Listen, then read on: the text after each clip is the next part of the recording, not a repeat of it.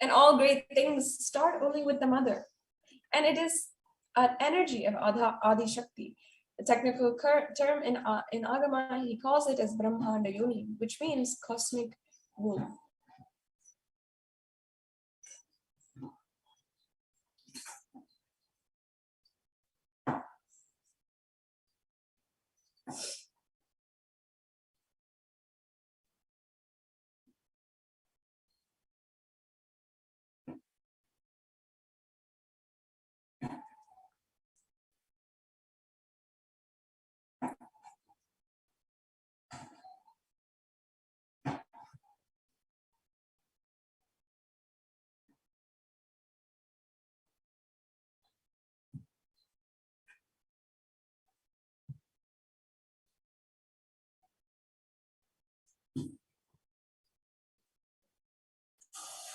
Out of her extreme love and compassion, Parashakti herself is manifesting through the embodied form as the Nijavatara of the Supreme Pontiff of Hinduism, gracing us, answering all of our questions, attending to our prayers, giving boons and healing us, revealing our past, present, and future, delivering profound spiritual truths, and ultimately giving us the experience of Paramashivoham itself.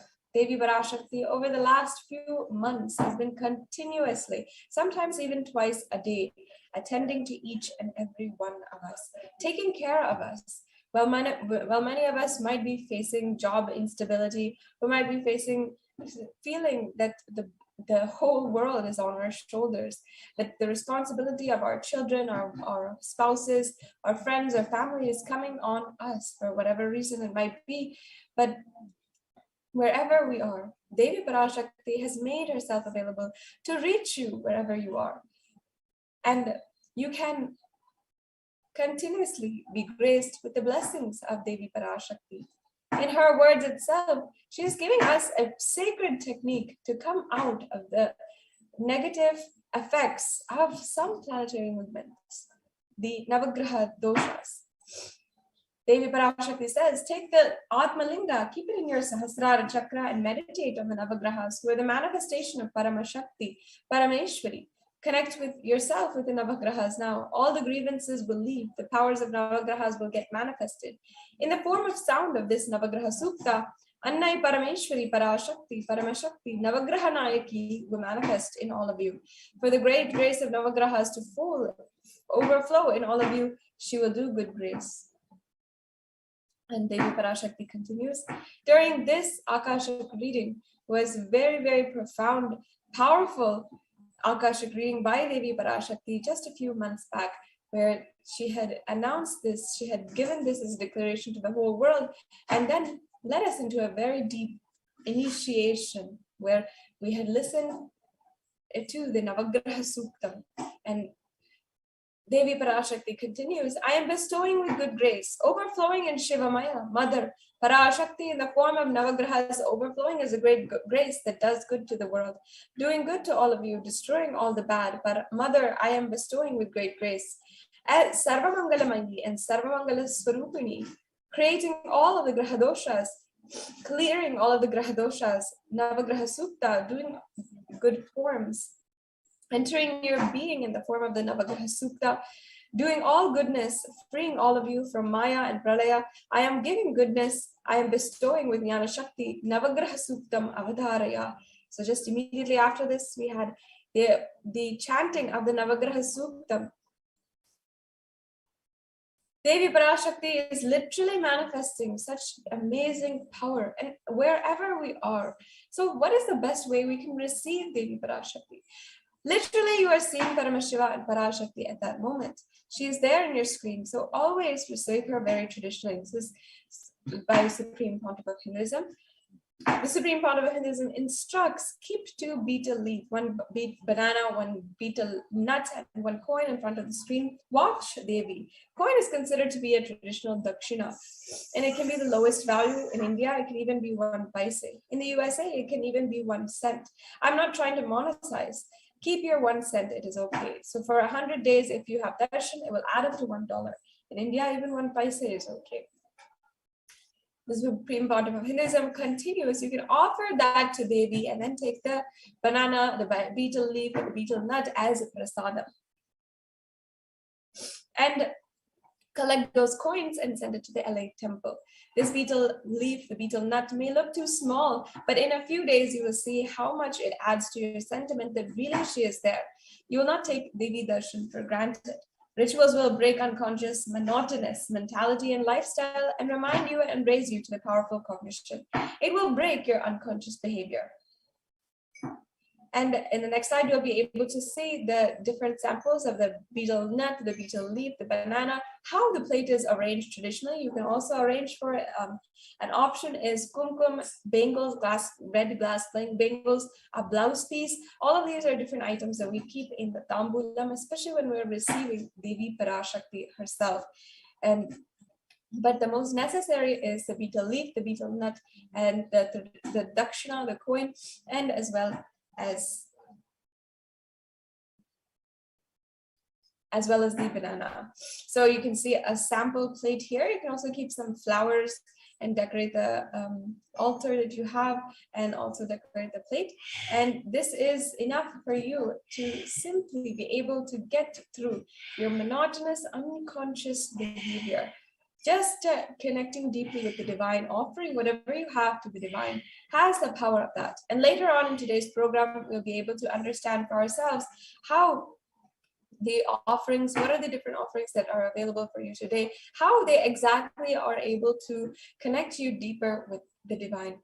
So now we're coming to a conclusion of this segment in today's program, and we'll be entering into the next segment, which is the Akashic reading.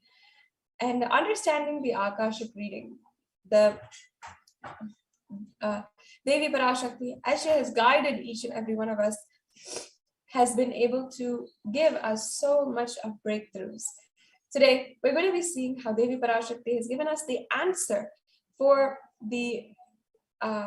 being stuck in our lives. We're going to be seeing the statistical scriptural references for all of these, and we're going to have we're going to see exactly how Navagrahas can help us rather than hindering us in any way or form. So now we'll be taking a quick break, and we'll be right back with you and then get back to the program today. Just be alive for next 3 years. Don't die within next 3 years.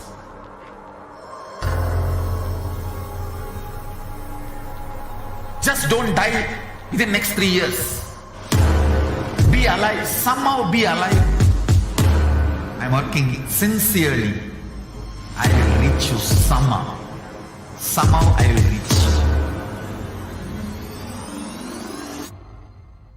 It's my commitment to humanity.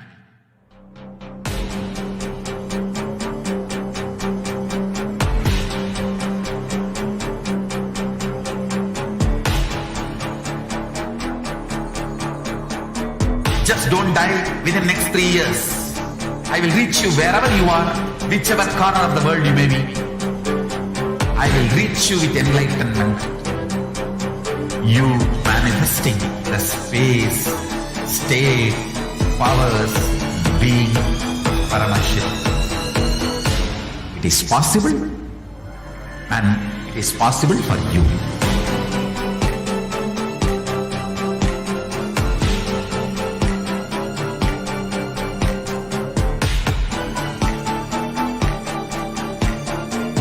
Paramashiva will reach you with enlightenment science. I know he is going to do the job. Just be alive for next 3 years.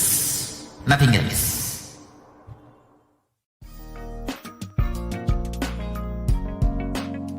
We get you health. We get you ability to build beautiful relationships in your life. We get you direct spiritual support, and we make sure you become wealthy.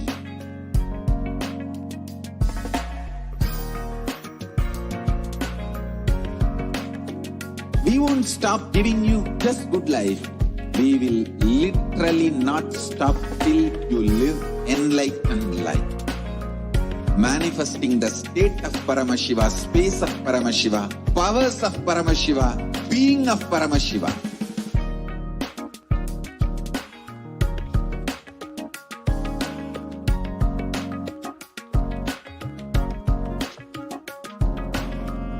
whole world should become e-Kailasian.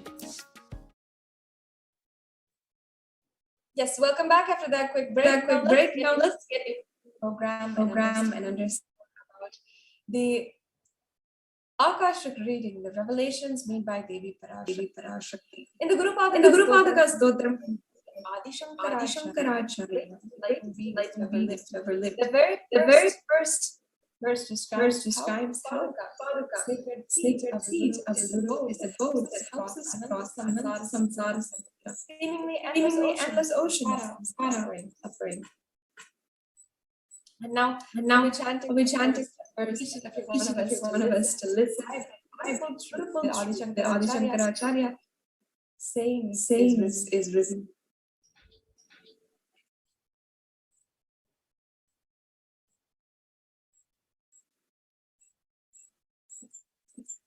Ananta samudara naukayitavyam Sri Guru Padikavyam by Amrajada Abhyam Namo Namah Guru Padukavyam. And many of us are feeling stuck in the same storming and raging ocean, being unable to navigate ourselves and lost in overwhelming vastness, suffering. That is the ocean of suffering. This verse the sandals of my Guru, which helps me cross the endless life, which endows me with the to my Guru. And by worship for good, dominion of our renunciation. And our loved ones suffering deeply, are dying even able to be with them physically. Natural disasters, the lands taking over, making millions across states, and social institutions, including the health institution and the education system is crumbling. And the whole humanity looking for hope, solve this situation.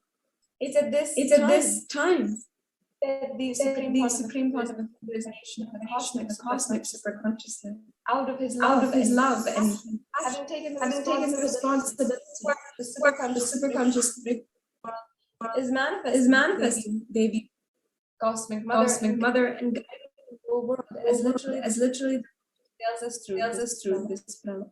Devi Parashakti is the Nijavatara. Everyone of our prayers, healing us, manifesting miracles, removing pain and suffering. Devi has not just attended to us, but also humanity at large.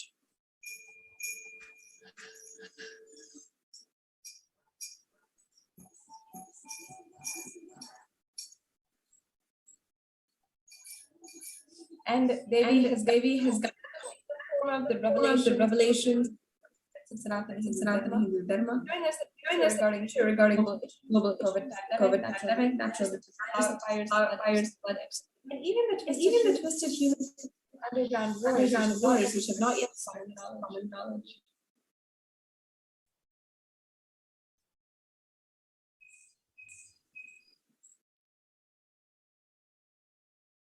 This segment will be elaborating on the scientific and the spiritual references of each sacred book. Emerge from Devi Parashakti, how people are feeling stuck across the globe, and how meditating on the Navgrahas, planets, to the planets in Dharma is the solution to that feeling stuck. So now let's get into it. The revelation of Devi that we're going to be planning today.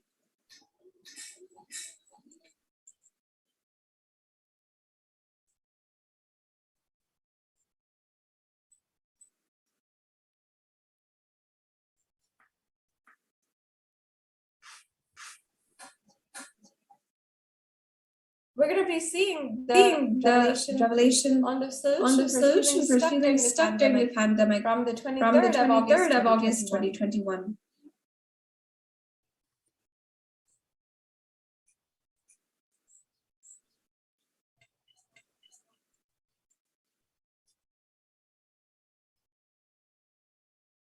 And you can share this solution. You can share that we are going to be sharing these solutions and what the Supreme Pontiff has provided on social media. Make sure Meditate on Navagrahas. They will remove your feelings stuck. Listen. Feeling stuck in the life is due to pralaya. Everyone all over the world is feeling stuck in the life. Meditate on Navagrahas. Connect with Navagrahas. Pray to Navagrahas. You will be free from the suffering of feeling stuck and insecurity. Om. Om. Yes.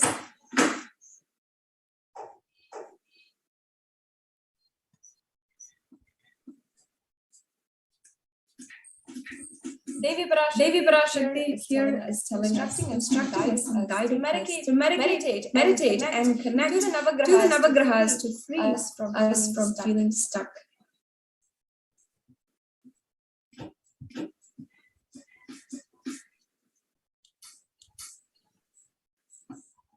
And now let's see what Devi Parashakti revealed once again.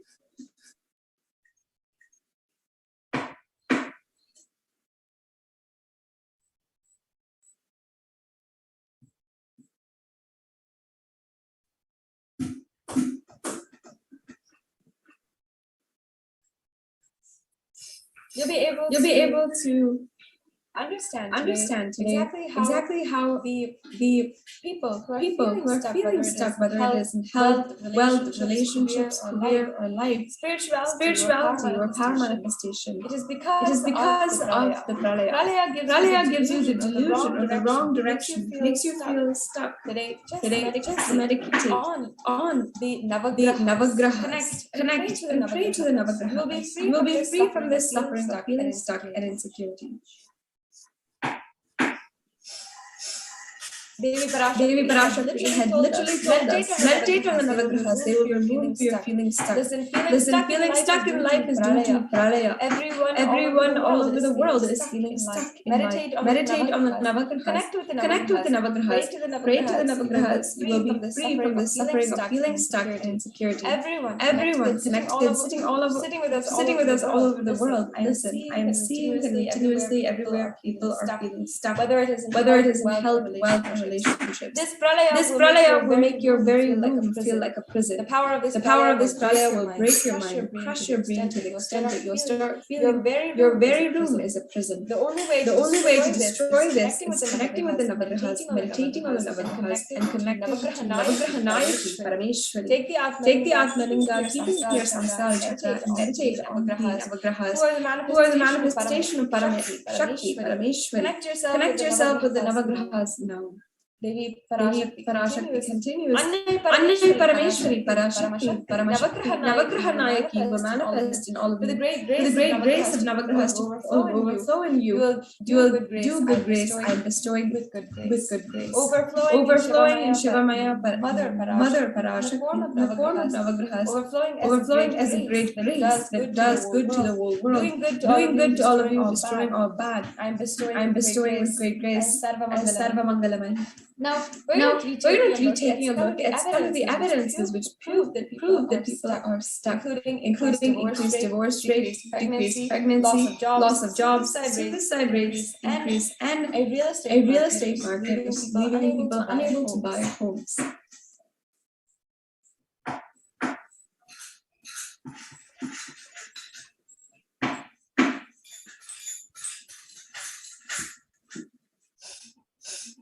As see here, we're looking at an article from BBC on why the pandemic is causing the spike in breakups and divorces. Divorce rates are increasing all over the world, and relationship experts warn the pandemic-induced breakup curve may not have peaked yet, so it's still going on.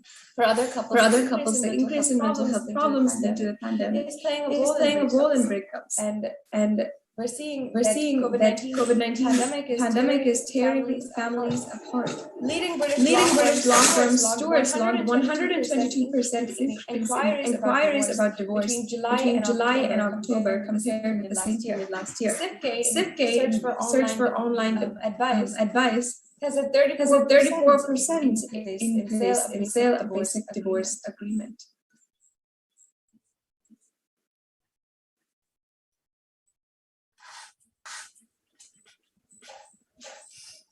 For other couples, the increase in mental health problems linked to the pandemic is playing a role in breakups. But relationship experts believe that even strong couples who weren't facing problems before the pandemic can avoid major shifts in the household health or dynamics. They also be susceptible to breakups. This is because the pandemic has taken away well-established routines that offered comfort, stability, and rhythm. This is explained by Ronan Stillman, a psychotherapist and spokesperson from the UK Council. And also, languishing is the latest COVID buzzword as people are stuck in the waning days of the pandemic. And this is from the People magazine, an article published on April 22nd, 2021, so just earlier this year, on how languishing is the void between depression and the absence of well-being, and how. And this is written by the psychologist Adam Grant from the New York Times. Languishing is a neglected middle child of mental health. The Wharton School of University of Pennsylvania professor and TED Talk host wrote, it's the void between depression and flourishing, absence of well-being. You don't have symptoms of mental illness, but you're not the perfect picture of mental health either. You're not functioning at full capacity. In another paper from 2003, Keys said that languishing is more prevalent than a major depressive disorder, and those suffering are devoid of positive emotion. And it goes on to say also that people who are in the stage are more likely to develop serious depression and anxiety disorders. And Keys also advocated in the 2010 study for mental health prevention through risk reduction to help those vulnerable to mental illness. In another paper from 2003, Keys said that languishing is more prevalent than major depressive disorder as well. Not only are we seeing this increase in mental health problems, which is causing divorce rate, but also we're seeing a decline in pregnancy rate due to the pandemic. Fewest births in the past 35 years, according to a study by Brookings University think tank, estimates there's 300,000 fewer babies born in 2021. And Time Magazine has told that women are deciding not to have babies because of the pandemic. And in this article, it expounds that despite spending more time at home due to the pandemic, the U.S. is of a baby bust, not a baby boom. U.S. births have been falling for decades, and 2019 saw the fewest births in 35 years. But the final number for 2020 could slip even lower. An estimated 300,000 fewer babies are expected in 2021, according to a study by Brookings Institution think tank. It comes as the pandemic has created turbulent labor market. Devi Parashak keeps on reminding human civilization that this is the effect of COVID-19, and it does not stop just with people and their transformation, but it is also affecting the livelihoods of people. It does not stop with just the end of a person's life, but also the people around their household, their assets, everything is affected. This effect is so felt in our own economy, mental health, and the well-being of each being. And people are feeling stuck. Millions of people are losing their jobs and declining in their real estate market as well. 81 million jobs are lost as COVID-19 creates a turmoil in Asia Pacific labor market. And this because people have due to the lockdown not been able to sustain their job, and now they're trying to enter back into the market as well and try to get another job. And as well The International Labour Organization has also published how 81 million jobs have been lost and how COVID-19 creates turmoil in Asia-Pacific labor markets.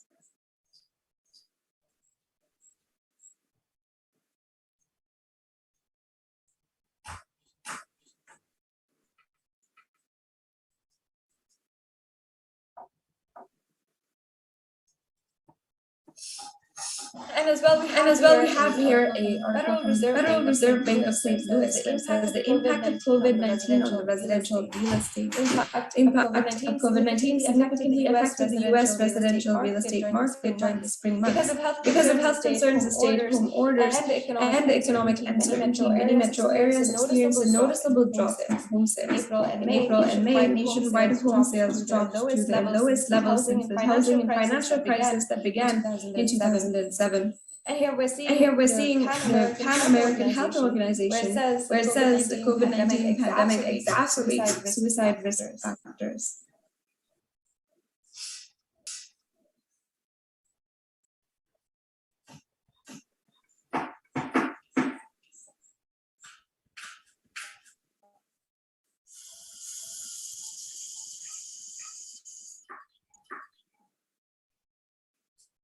So now let's understand the solution given by Devi Parashakti to meditate on the Navagrahas.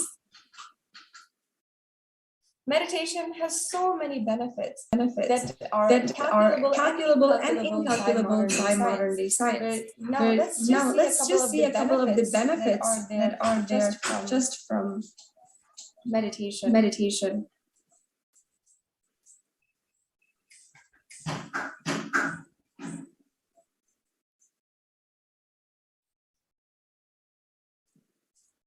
Here you can see the 12 science-based benefits of meditation.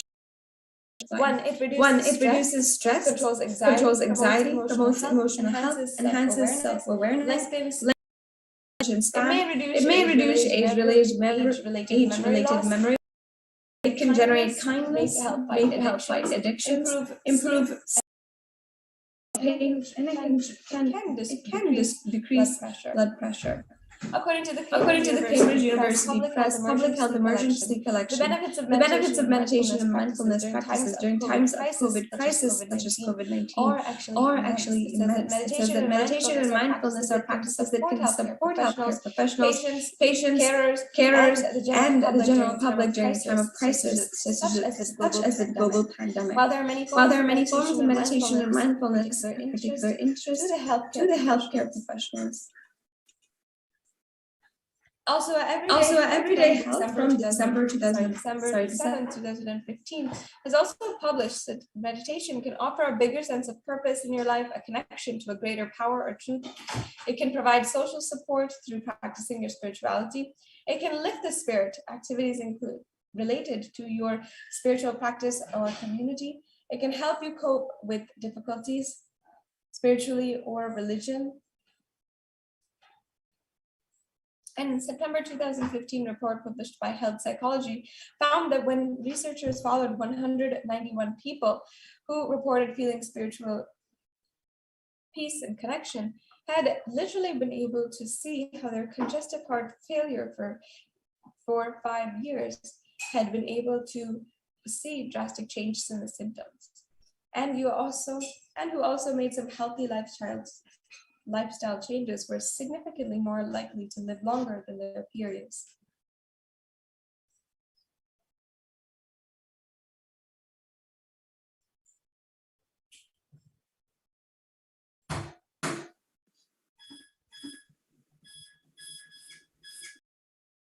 So now we're gonna be watching Hinduism and how the Supreme Court of Hinduism had been able to demonstrate how meditation directly impacts our mind through scientific research. We're going to be seeing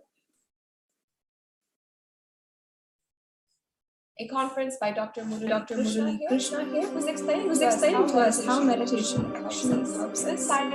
Nithyananda participates and encourages scientific researchers to derive evidences for meditation and healing through meditation. Dr. R. Murali Krishna, President, COO, Integris Mental Health and James L. Hall Jr., Center for Mind, Body and Spirit, Oklahoma in US, and his team invited Nithyananda to derive scientific evidences for meditation and the state of his enlightenment. When Swamiji came, I have requested him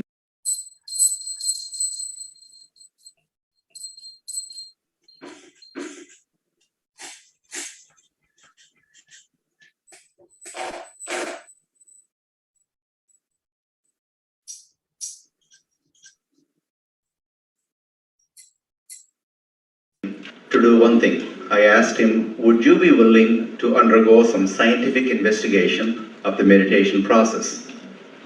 He very cheerfully agreed without one complaint. He went for 3 repeat sessions for PET scanning and 3 repeat sessions for quantitative EEG sessions.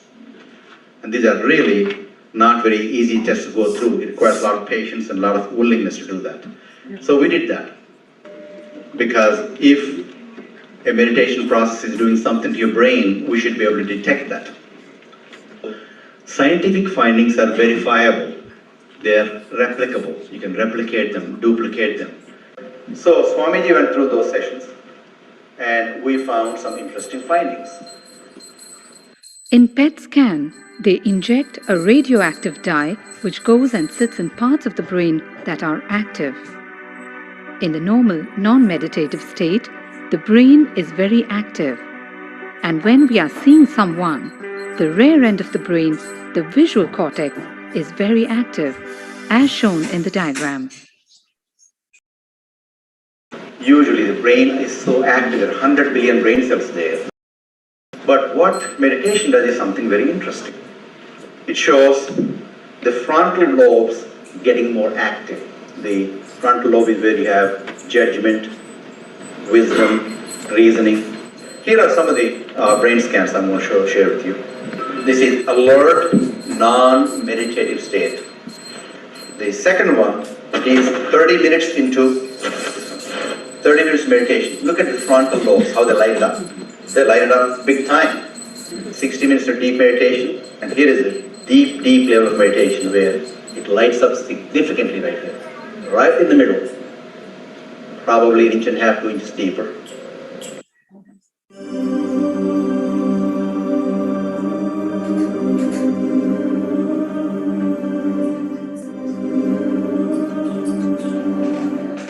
What's interesting was, Swami was inside, and that's the last part of that one. See that light right here? So what's interesting was, I've never seen that before in my life, so the other parts I've seen may not be to the extent that Swami showed, but this is something interesting. There is something called dopamine, which is a chemical our brain is involved in. Dopamine is produced mostly in this area. And when you have any pleasurable feeling in your body, it is mediated through dopamine. It's a nerve receptor. It's a chemical that transmits messages of pleasure. It basically evokes pleasure. If you eat the same thing is with your pleasures you have, beautiful people, beautiful sceneries, nature, whatever gives you pleasure, it's mediated through dopamine. Everything that human being experiences is about dopamine. But what's interesting is that you and I have the potential to create our own dopamine in a big way. So I named it, for lack of a word in the past, the D spot.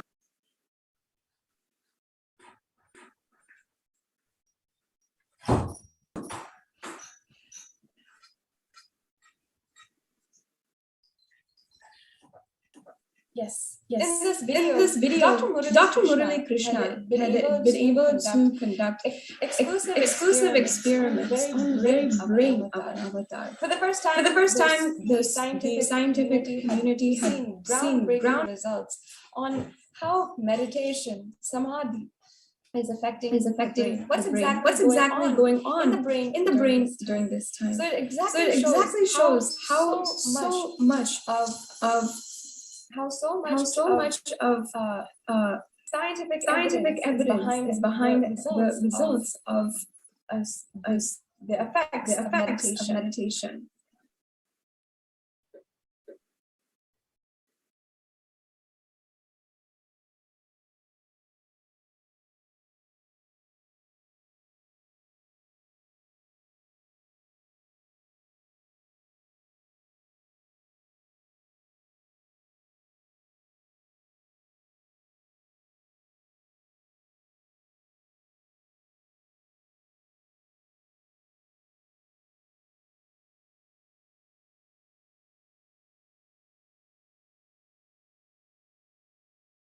daily life for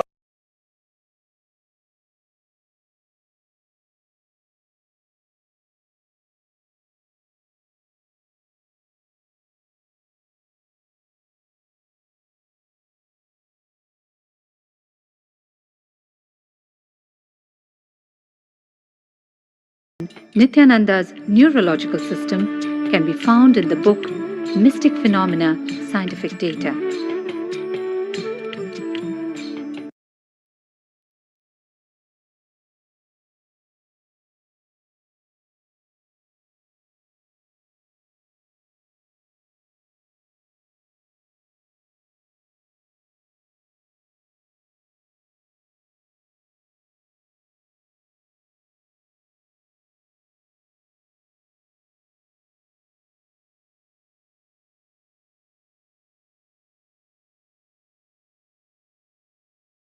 Just be alive for next 3 years. Don't die within next 3 years.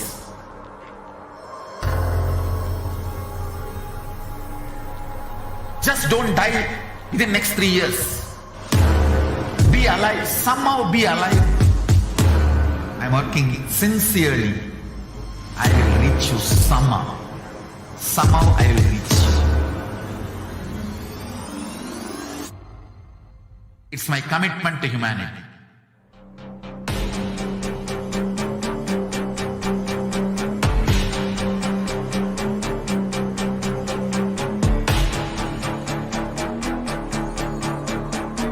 Just don't die within next 3 years. I will reach you wherever you are, whichever corner of the world you may be. I will reach you with enlightenment. You manifesting the space, state, powers, being Paramashivoham. It is possible, and it is possible for you.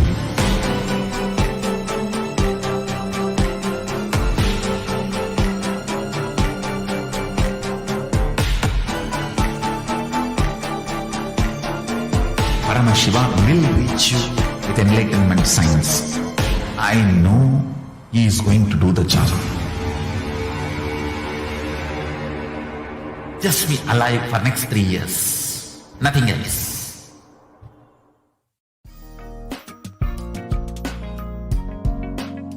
We get you health. We get you ability to build beautiful relationships in your life. We get you direct spiritual support, and we make sure you become wealthy.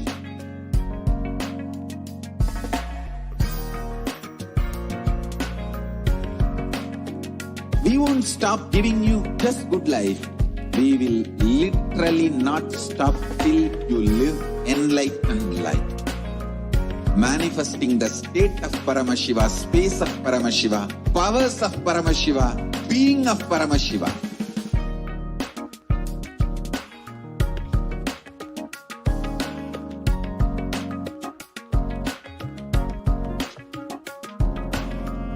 Whole world should become Kailasians.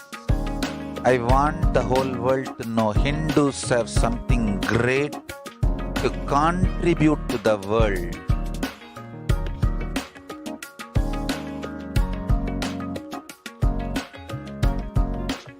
We have something great to contribute to the world. Let us do that.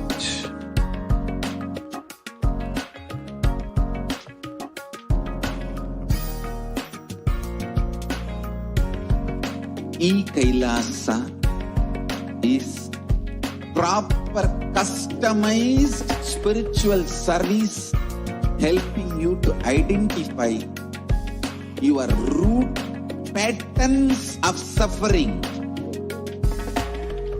We have perfected the science of helping every individual from every cultural, religious, nationality background.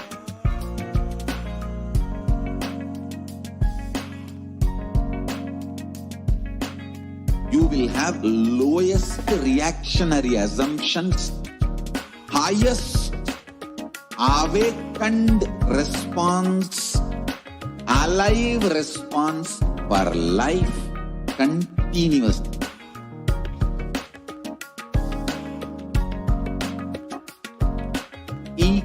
Kailasa is enlightenment ecosystem, literally enlightenment itself in your own home, wherever you are.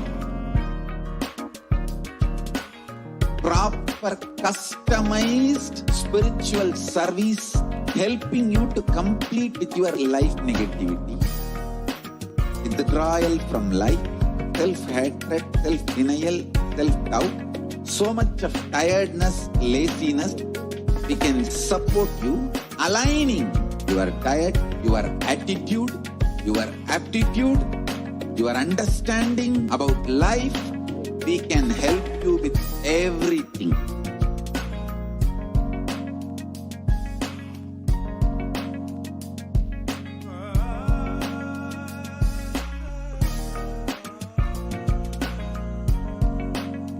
If you are interested in enlightenment, we will immediately bring this to you.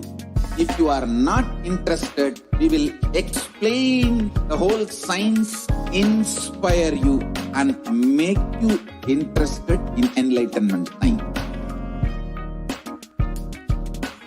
We need to cater this enlightenment science to the whole world wherever they are, because enlightenment is the birthright of all human beings.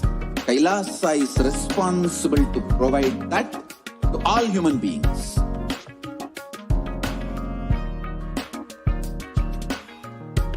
Kailasa is the totality of the knowledge I received from my gurus and practice manifested in my life, perfected by teaching millions of people from all cultures, time zones, backgrounds, genders, nationality, race, from every creed.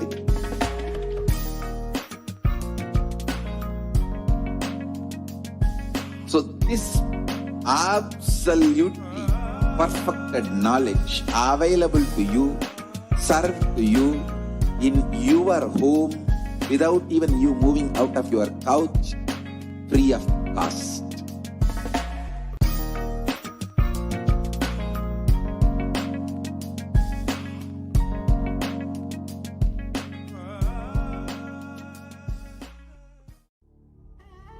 What I mean by the word Kailasa, listen intensely. Enlightenment ecosystem, literally enlightenment itself in your own home, wherever you are. If you cannot come to Kailasa, it's okay. Kailasa can come to you. Kailasa coming to you is Kailasa.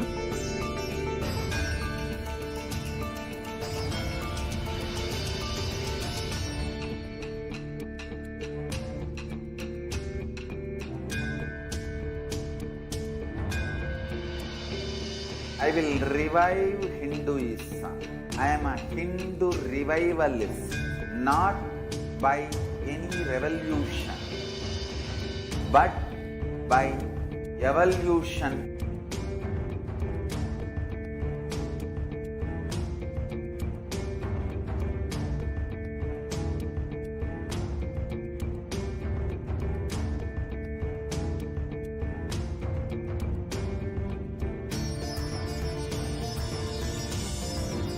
And setting model community.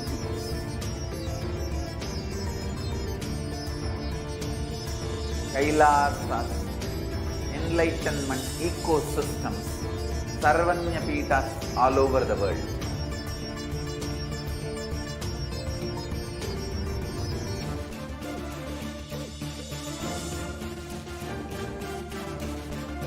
All powerful cognition, knowledge, only when you live, power manifestation and possibilities manifestation happens. It's a fundamental truth.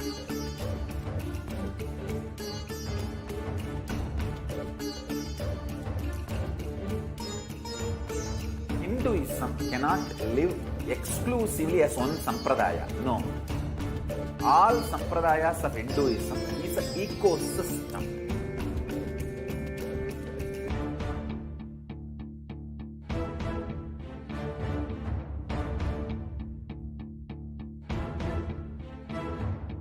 So don't keep quiet thinking that if one sampradaya is attacked, only that sampradaya is going to be affected. All of us are ecosystem.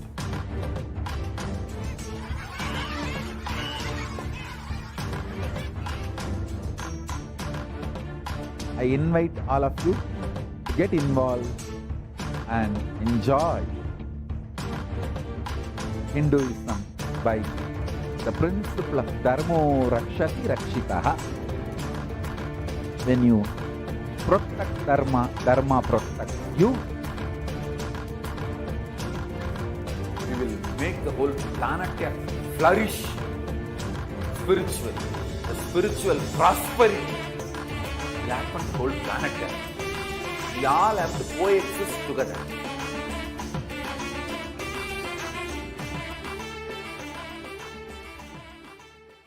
Just be alive for next 3 years. Don't die within next 3 years.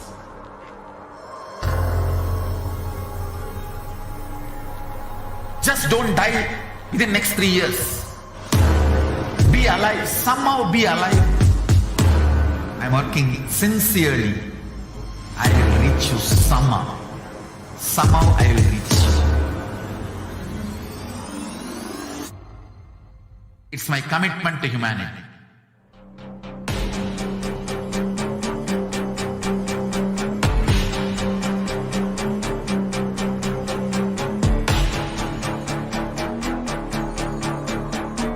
Just don't die within next 3 years. I will reach you wherever you are, whichever corner of the world you may be. I will reach you with enlightenment. You manifesting the space, state, powers, being Paramashivoham. It is possible, and it is possible for you.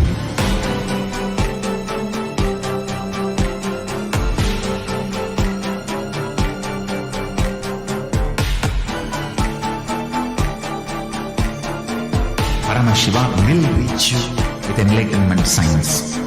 I know he is going to do the job. Just be alive for next 3 years. Nothing else.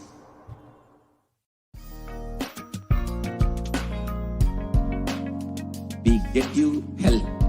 We get you ability to build beautiful relationships in your life. We get you direct spiritual support, and we make sure you become wealthy.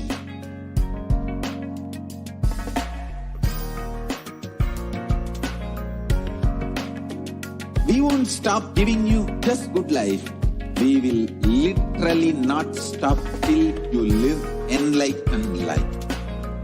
Manifesting the state of Paramashiva, space of Paramashiva, powers of Paramashiva, being of Paramashiva.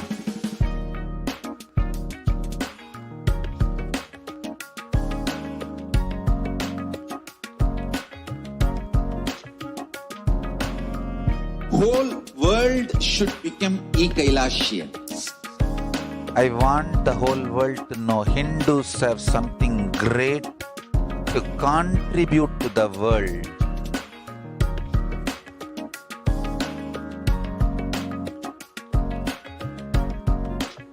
We have something great to contribute to the world. Let us do that.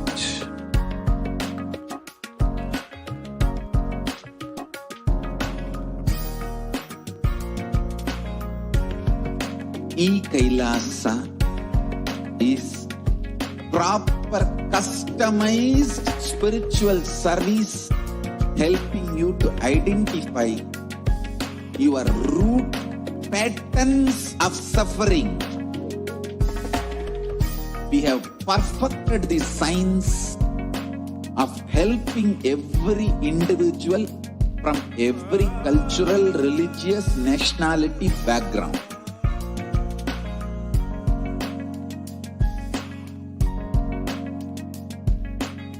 You will have lowest reactionary assumptions, highest awakened response, alive response for life continuously.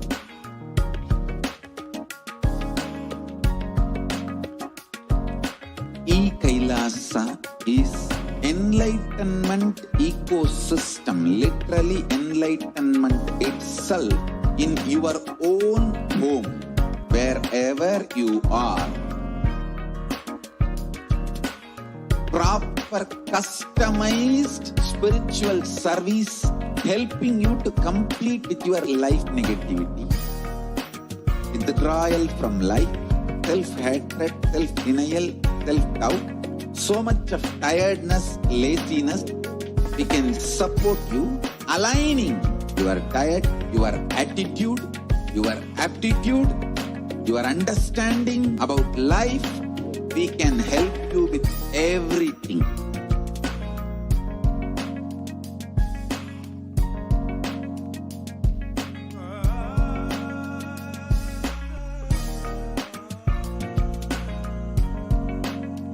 If you are interested in enlightenment, we will immediately bring this to you. If you are not interested, we will explain the whole science, inspire you and make you interested in enlightenment time.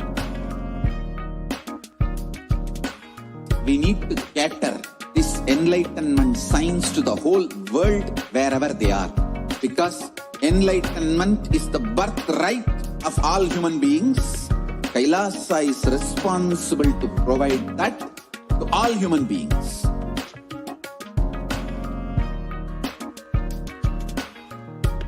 Kailasa is the totality of the knowledge I received from my gurus and practice manifested in my life, perfected by teaching millions of people from all cultures, time zones, backgrounds, genders, nationality, race, from every creed.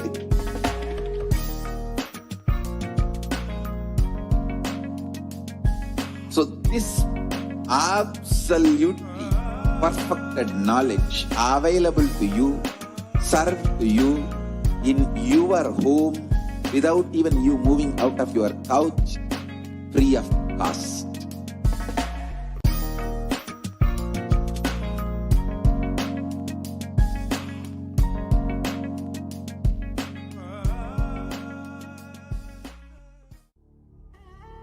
What I mean by the word Kailasa, listen intensely.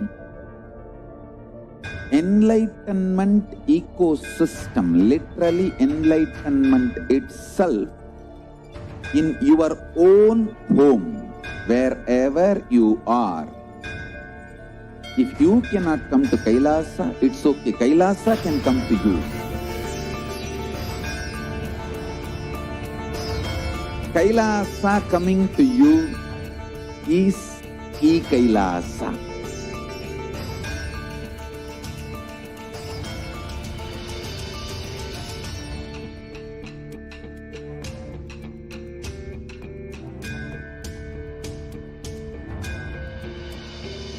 I will revive Hinduism.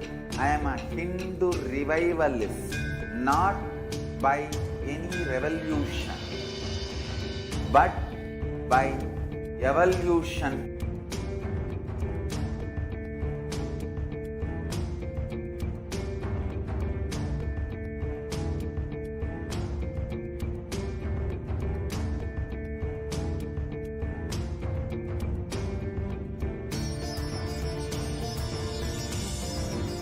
And setting model communities.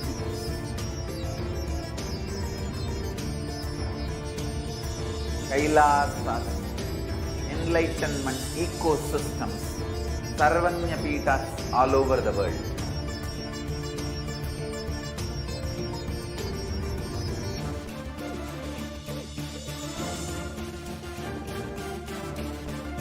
All powerful cognition, knowledge. Only when you live, power manifestation and possibilities manifestation happens. It's a fundamental truth.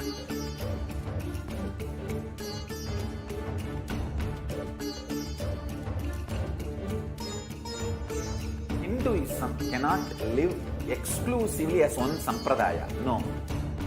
All sampradayas of Hinduism is an ecosystem.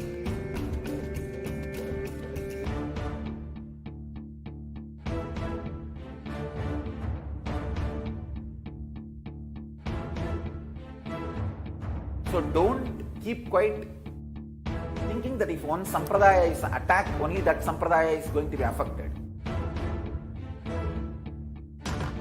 All of us are ecosystem.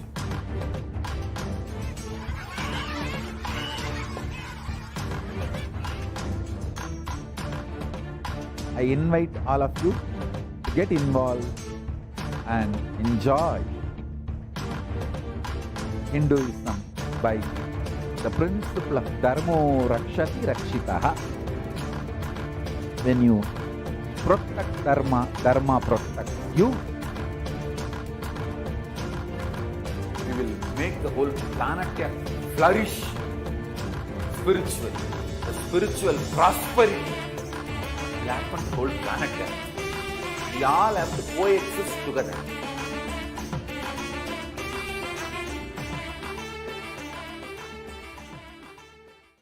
Just be alive for next 3 years. Don't die within next 3 years.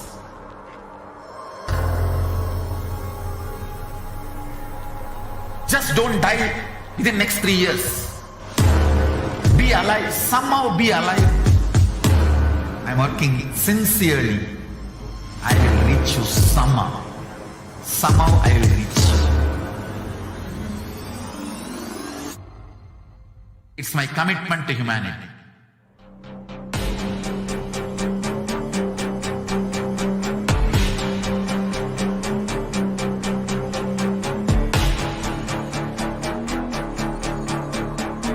Just don't die within next 3 years. I will reach you wherever you are, whichever corner of the world you may be. I will reach you with enlightenment. You manifesting the space, state, powers, being Paramashivoham. It is possible, and it is possible for you.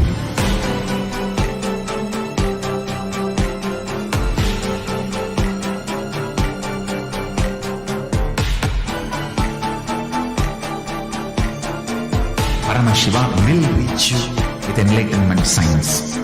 I know he is going to do the job. Just be alive for next 3 years. Nothing else.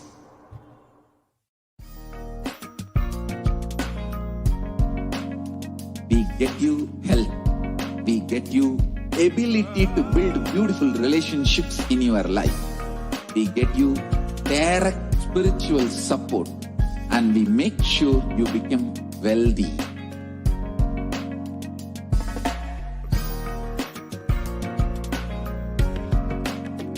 We won't stop giving you just good life.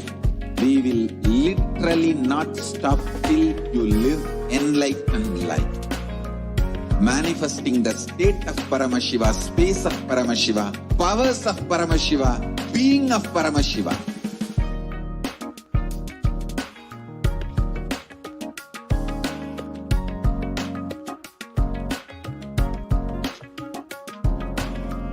Whole world should become Kailasians. I want the whole world to know Hindus have something great to contribute to the world.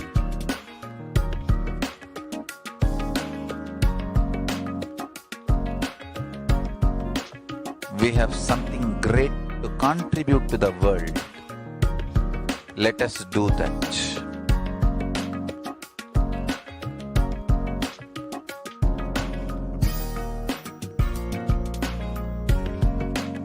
Kailasa is proper customized spiritual service helping you to identify your root patterns of suffering.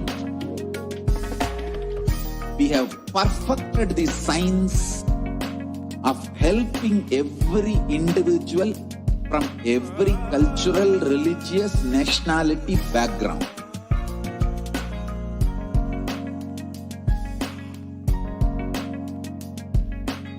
You will have lowest reactionary assumptions, highest awakened response, alive response for life continuously.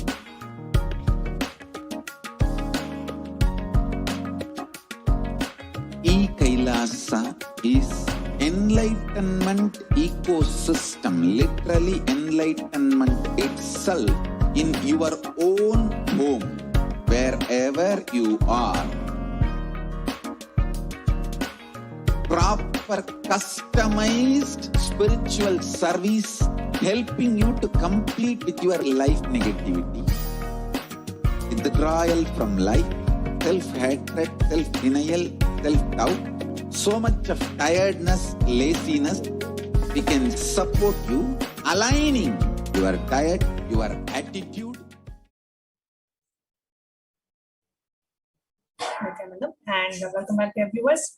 We just heard from the Supreme Court of Hinduism how prayer is the best way to bust our stress and to really the Supreme Court of Hinduism has been initiating us from the year 2000, and since the Supreme Court actually started as public life, initiating all of us into the various initiations where we do the puja every day, and we have it as a part of our lifestyle as mentioned in the Vedagamas of Sanatana Hindu Dharma. So we offer the everyday puja, we do the Shiva puja, we do the Guru puja, and really hundreds and thousands of people who have been initiated by the Supreme Court of Hinduism have seen the tangible benefits and the effects of just sitting and beautifully connecting with the divine every day, experiencing that space of Bhava Samadhi.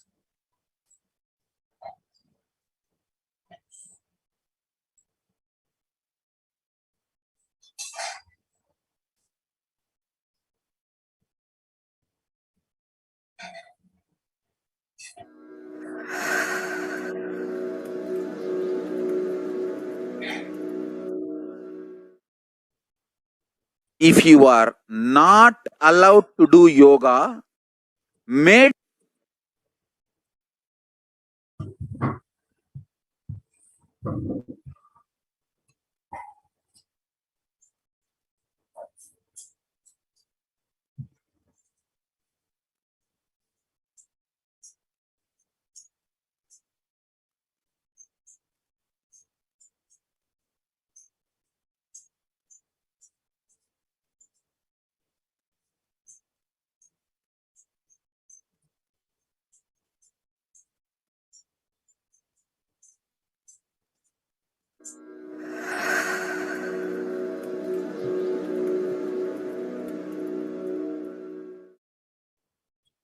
if you are not allowed to do yoga, made to believe early morning sleep is the best thing in your life, you are tortured, you are abused, your divine rights are violated.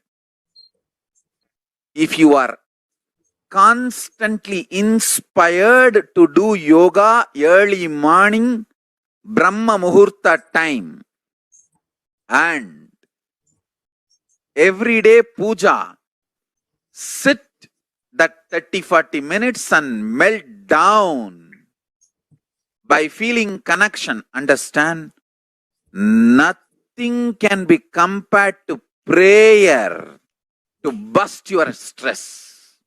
I tell you, prayer is the best stress buster. Deep feeling.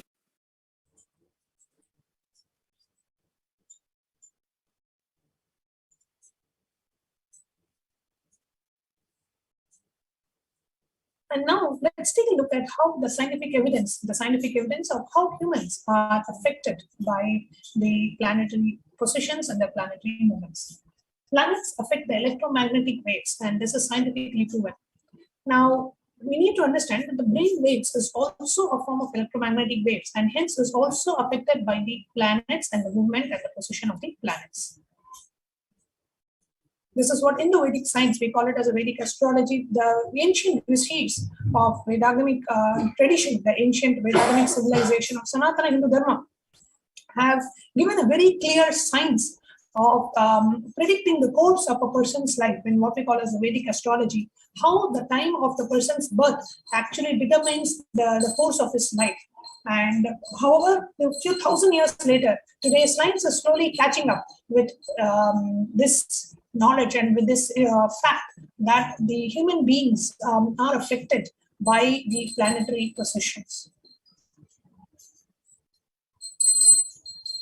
And in the upcoming slides, we will be presenting to you about how this information, how human beings are actually affected by the planet, and how this, and then we will also be sharing with you about the revelations by the Supreme Pontiff of Hinduism on how we can align ourselves and how we can first of all get out of the feeling stuck mentality, and also how we can utilize it for our benefit to manifest what we want in our life.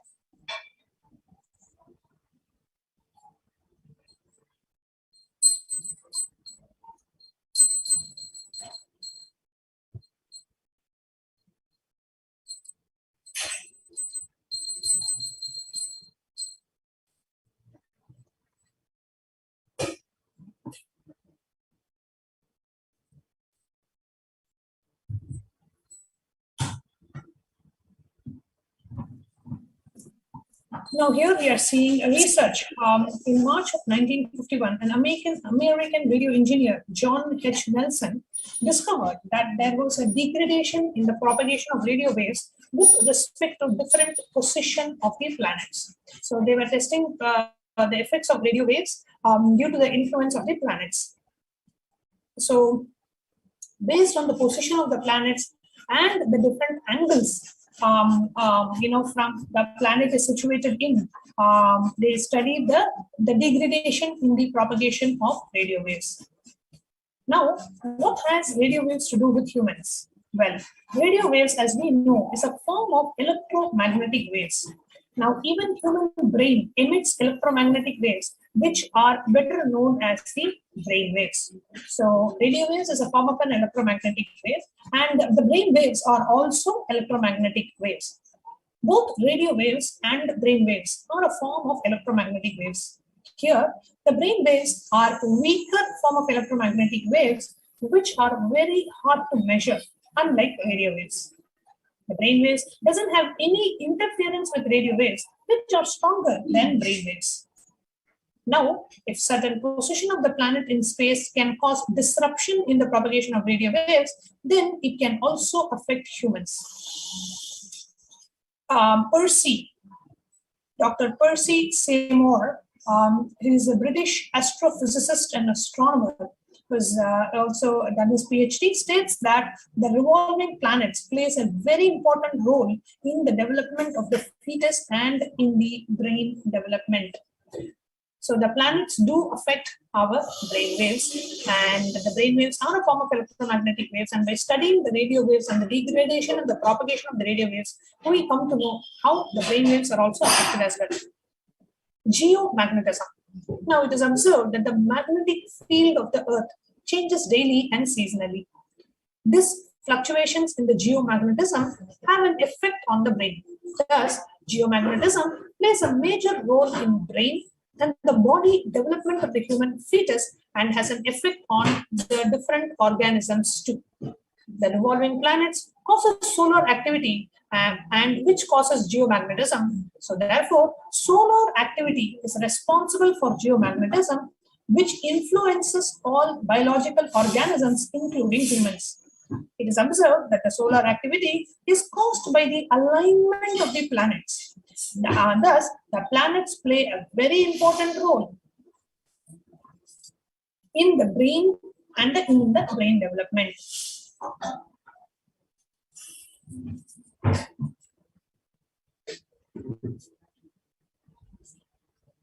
The Earth's magnetic field changes regularly, thereby affecting the magnetic compounds in the cerebellum in similar ways during brain development, resulting in similar personality traits for developing at similar times and in similar locations on the Earth.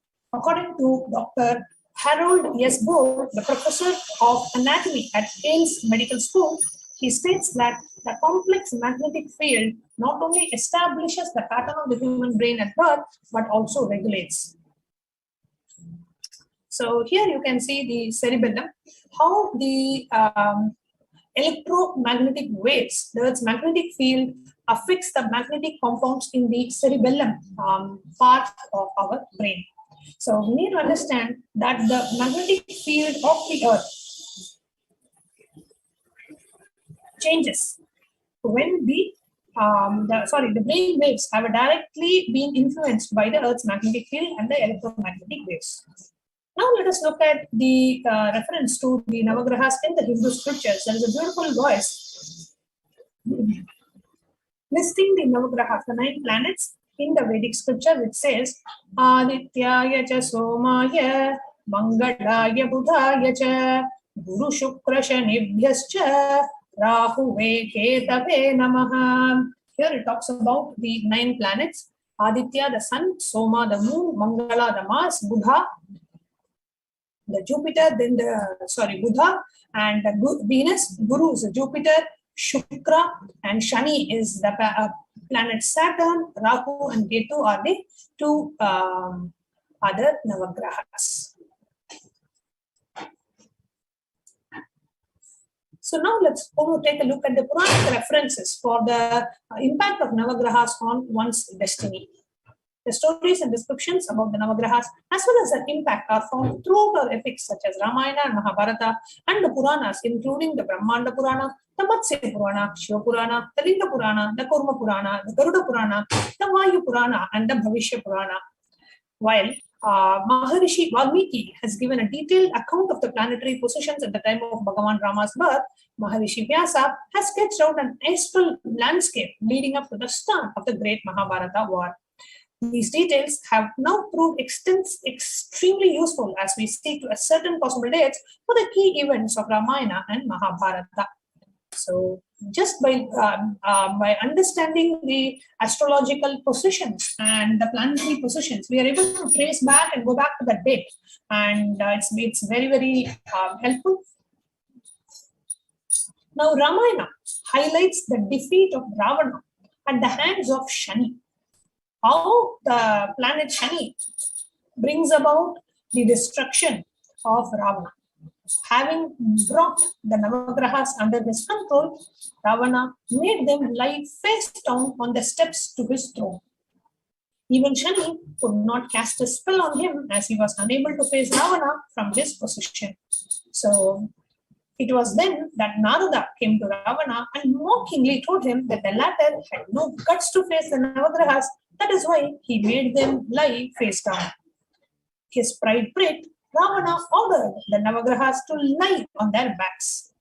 This enabled Shani to cast a spell on Ravana and set in motion the events that brought about his downfall, paving the way for the final battle with Bhagavan Rama. So it says very beautifully how Ravana had the impact and had the effect of Shani in his life.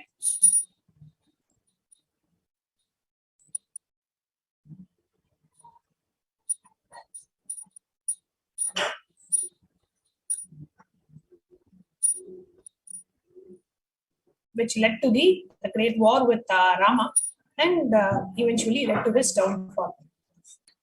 See, please understand, the Navagrahas, it's not that they do something bad to our lives, no. The planetary positions, the planets and all the Navagrahas, you can pray to them and you can meditate on them and all the malefic effects of, see, all these, whatever is happening in our life, right? Is an effect of our past actions, our incompletions, our karmas. And it is set in motion with the planetary positions and so many other things. However, when you receive the initiation from the Guru, with the Guru's grace, there cannot be effect of any of the planets in our life. All the planetary effects, negative effects, the malefic effects of the planets, everything gets deleted from your life just with the grace of the Guru. So once you have the Guru's grace, you are beyond everything else. So do not worry at all. Dronacharya, now a reference from Mahabharata. Dronacharya asked Duryodhana to contact Sahadeva, who was the twin brother of Nakula and the youngest of the Pandavas. He said that Sahadeva was an astrologer and that he would be the right person to consent. Duryodhana was surprised and he asked Duryodhana, Dronacharya, how he could ask his enemy for an auspicious date for him to perform the Durga Puja to win the war. So it is basically like, let's say I'm fighting with you. I come to you and say, can you tell me a date so that I will win the fight? It is literally like that. You know, I am waging a huge battle with you. And then I come to you and I say that, you know, can you please tell me which date I should start my fight with you so that I win the war? You know, in today's terms, it seems like, you know, of course I will not tell. Why will I tell for you to win the war? But the dharma, when in Sanatana Hindu Dharma, the way people lived the dharma and the integrity was in a totally different frequency altogether. So here Sahadeva, even though knowing that the Dronacharya is the main key person for even the war to be happening, he tells him, based on Vedic astrology, his integrity to Vedic astrology, standing by his dharma, if anybody asks him, he has to give the right advice. Even though it may be his enemy who's going to bring his own destruction, Sahadeva gives the right advice as per the Vedic astrology. So Duryodhana goes to meet Sahadeva after the later has finished his puja, because Dronacharya says, approach him after he finishes his puja in the morning, he will definitely give you the date. So he said to Sahadeva that although that you are an enemy, I would like to know which date I should start the Durga Puja so that I can win the war. Sahadeva finds out the date as per the Vedic astrology and he tells Duryodhana. Duryodhana is extremely happy that he achieved something and he is very sure of winning the war. However, the Pancha Pandavas are shocked. Now what to do? Sahadeva has told him which day to start the war. Now he is going to do that and that's going to lead to their downfall. Of course, the Pandavas had nothing to worry because they had Bhagavan Krishna himself on their side. So the Pandavas were sure that Bhagavan Krishna would come up with a brilliant solution to the grave problem they were in. After a while, Bhagavan Krishna smiled and with a twinkle in his eye said that he had thought of something. Bhagavan asked Yudhishthira, Arjuna, Bhima and Nakula not to reveal his plan to Sahadeva. So the following morning, Bhagavan Krishna took all the Pancha Pandavas to a nearby river. And Bhagavan Krishna instructed the Pancha Pandavas to offer the Pinda, the Tarpanam, the Shraddha. So let the Pandavas, apart from Sahadeva, to a riverside in order to perform Tarpanam or oblations to their forefathers.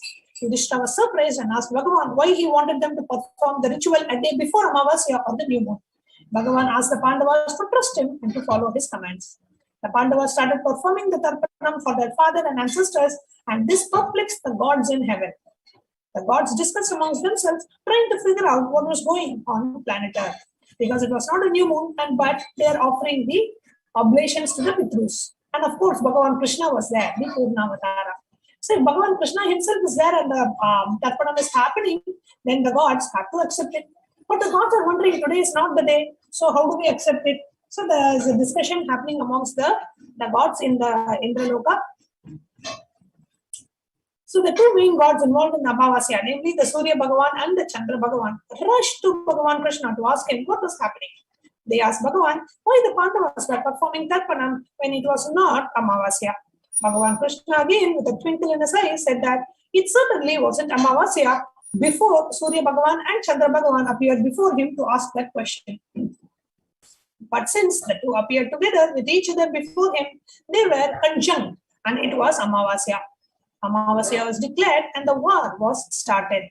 So how Bhagavan Krishna changed the very calendar and changed the very Vedic astrology. He moved the new moon to 1 day prayer. The new moon day actually moved to 1 day prayer and the war started on the just to handle the situation so that the war does not start on Amavasya day, Sri Krishna played the trick and he moved it. The Amavasya itself, he moved one day before.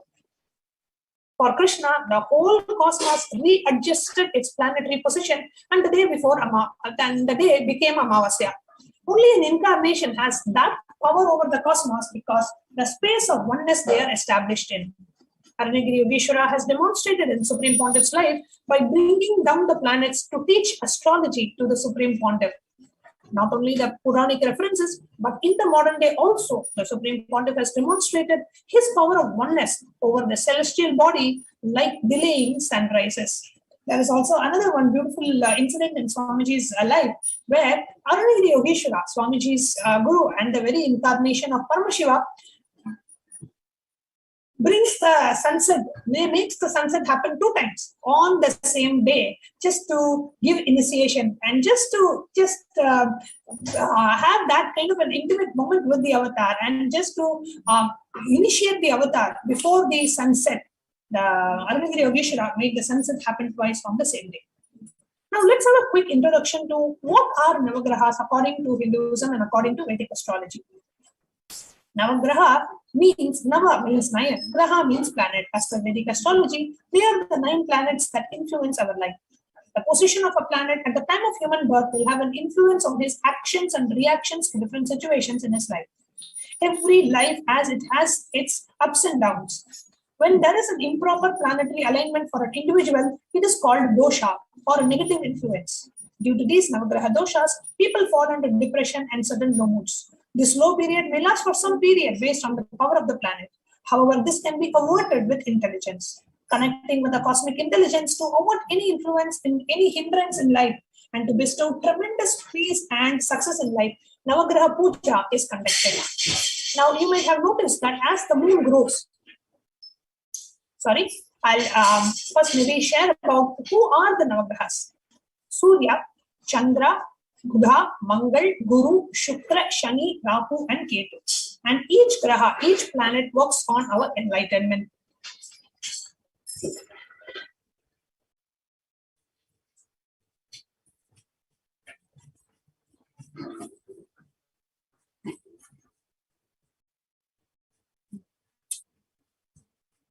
We will also be seeing how to remove the doshas, the Navagraha doshas, all the ill effects or the negative influence of the planets in our lives, and what Supreme Pontiff of Hinduism has revealed about the Navagrahas and the Vedic astrology.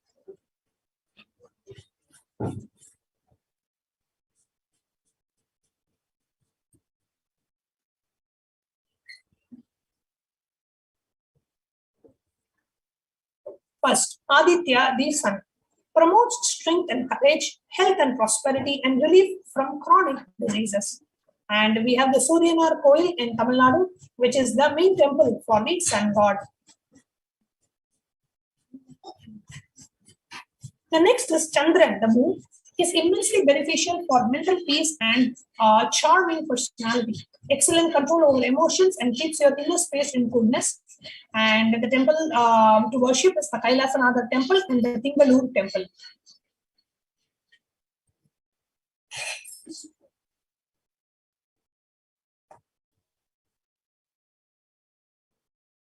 The Vedic astrology is actually such a vast topic, and there's so much to learn about the Vedic astrology. It's a very interesting science, and how just based on the birth of a person, how the entire the sequence of events in his life is predicted, and you can be prepared, and you can also consciously change the effects and consciously change your life to manifest what you want. Now the third is Angarakan, which is Mars, who is the protector of Dharma.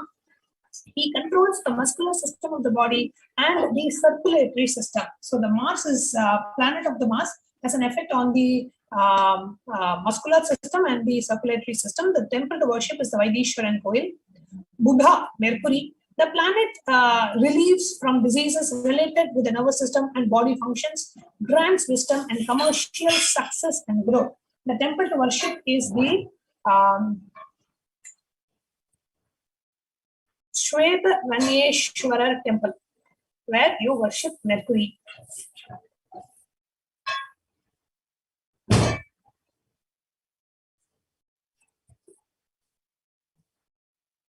The next planet, Navagraha, we are going to see is Guru, who is Jupiter, represented by Jupiter. He is the master of all grahas. The temple to worship is Apat Saha Eshwara Kovil and Alangudi temple. Shukra is the Venus. The Venus symbolizes love and passion. He is the giver of wealth, fortune, and luxurious living, and if positioned well in one's horoscope. So the temple to worship is Agnishwara and Kanchanur temple. Next, we have the Shani or Saturn. He is very instrumental for reducing the intensity of hardship caused by adversities. The temple to worship is Tirunallaru temple.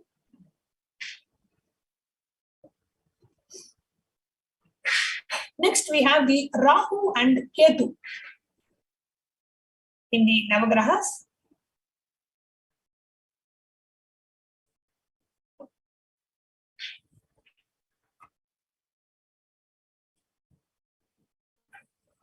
Rahu is the demon's head. So basically, Rahu and Ketu are basically one demon whose body was cut.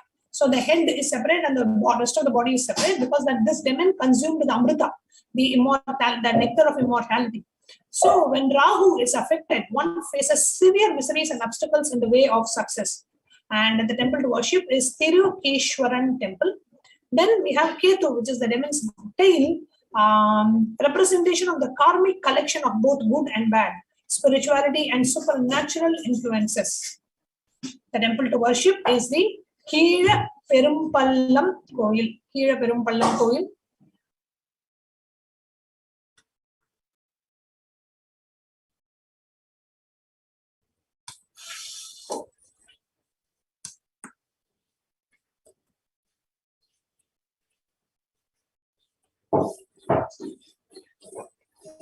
Now let us understand the deeper insights about Navagrahas by the Supreme Pontiff of Hinduism.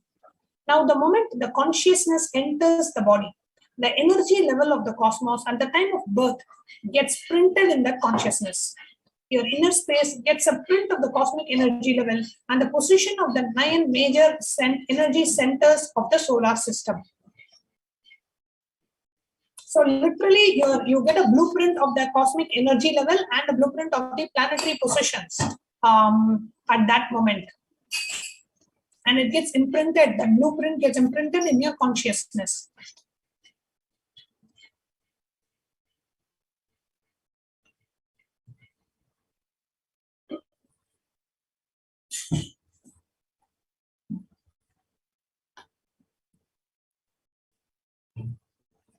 It's a very interesting, actually, Vedic astrology is a very interesting topic. And somebody said, like, at least know the basics of Vedic astrology. Not like becoming an expert or something, but at least have basic information. What are the planets, what are the influences, etc. The astrological planets are not only astronomical, they are energies. A particular energy of push and pull exists between them. The different energy positions clearly decide the cosmic energy level during the time of birth. Based on that, a Jyotisha will be able to predict the course of life. Understand, not exact incidents, because you have the freedom to decide whether to sit here or not, to read this or not. But overall, a general flow of your life. The different energy positions describe the energy level and during the time of birth, and they predict the general course of your life. It's not like exact incidents day by day and scene by scene, but overall, this is how you will be, etc.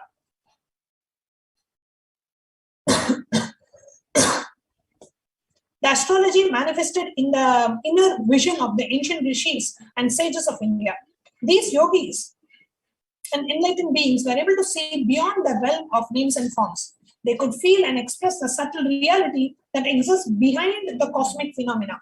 As such, they perceived the primal powers of the cosmic intelligence in planets and stars and worshipped the cosmic powers within themselves.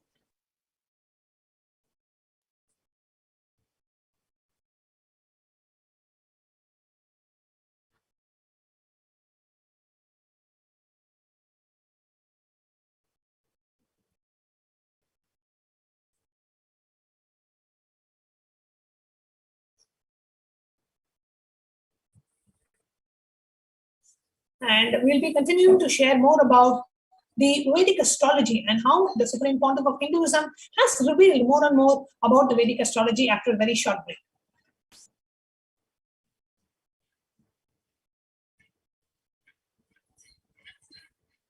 Just be alive for next 3 years. Don't die within next 3 years.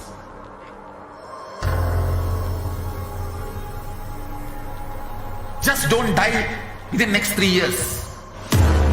Be alive, somehow be alive. I'm working sincerely. I will reach you somehow. Somehow I will reach you. It's my commitment to humanity.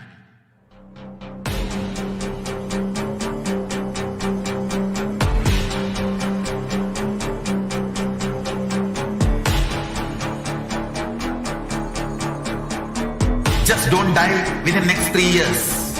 I will reach you wherever you are, whichever corner of the world you may be. I will reach you with enlightenment. You manifesting the space, state, powers, being Paramashivoham. It is possible, and it is possible for you.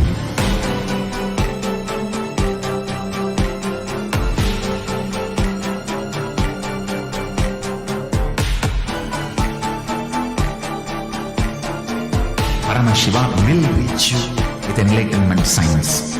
I know he is going to do the job. Just be alive for next 3 years. Nothing else.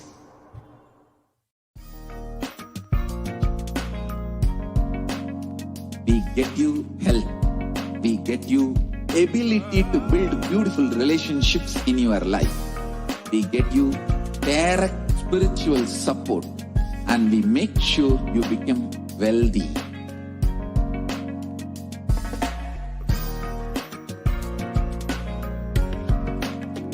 We won't stop giving you just good life. We will literally not stop till you live enlightened life. Manifesting the state of Paramashiva, space of Paramashiva, powers of Paramashiva, being of Paramashiva.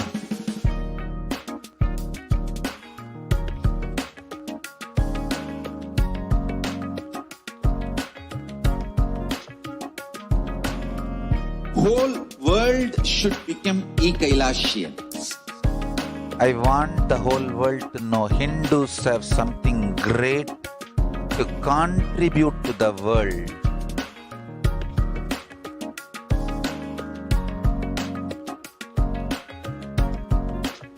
We have something great to contribute to the world. Let us do that.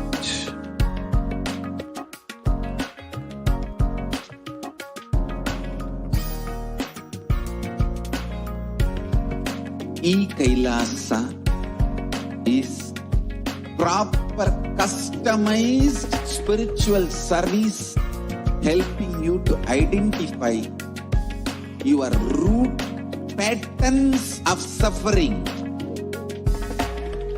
We have perfected the science of helping every individual from every cultural, religious, nationality background.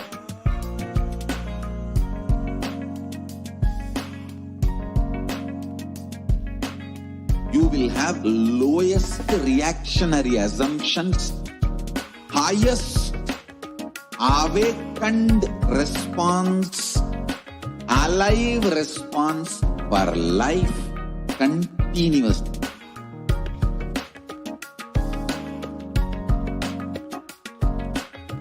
Kailasa is enlightenment ecosystem, literally enlightenment itself in your own home, wherever you are.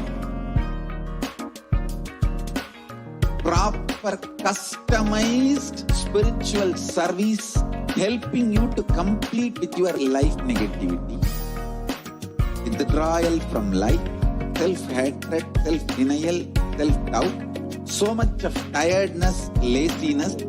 We can support you aligning your diet, your attitude, your aptitude, your understanding about life, we can help you with everything.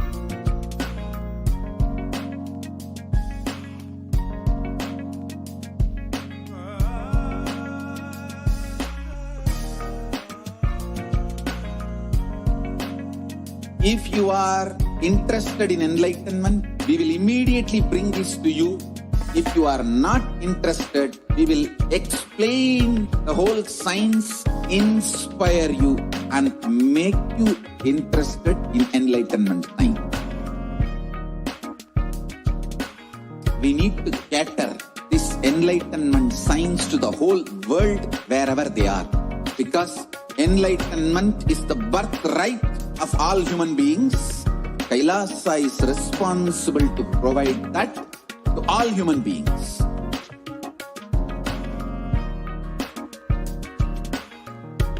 Kailasa is the totality of the knowledge I received from my gurus and practice manifested in my life, perfected by teaching millions of people from all cultures, time zones, backgrounds, genders, nationality, race, from every creed.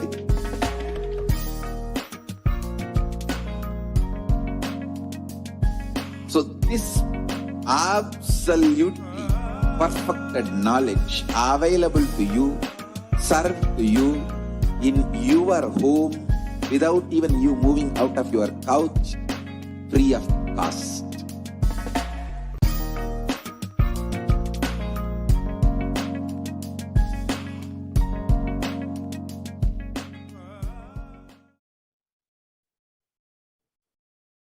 Nithyanandam, and welcome back, dear viewers. The moment, the consciousness. So we were sharing with you about what the Supreme Pontiff of Hinduism revealed about the deeper insights about the Navagrahas.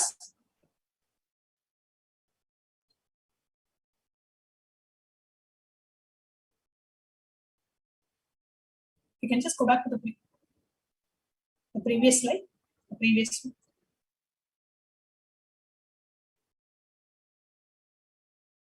Yes.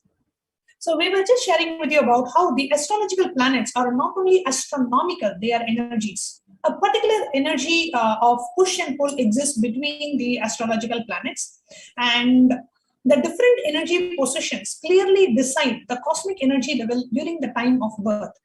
And based on that, the Jyotisha will be able to predict the course of life. Not exactly the exact incidents, because you have the freedom to decide whether to sit or stand, to read this or not. So all those we have a freedom.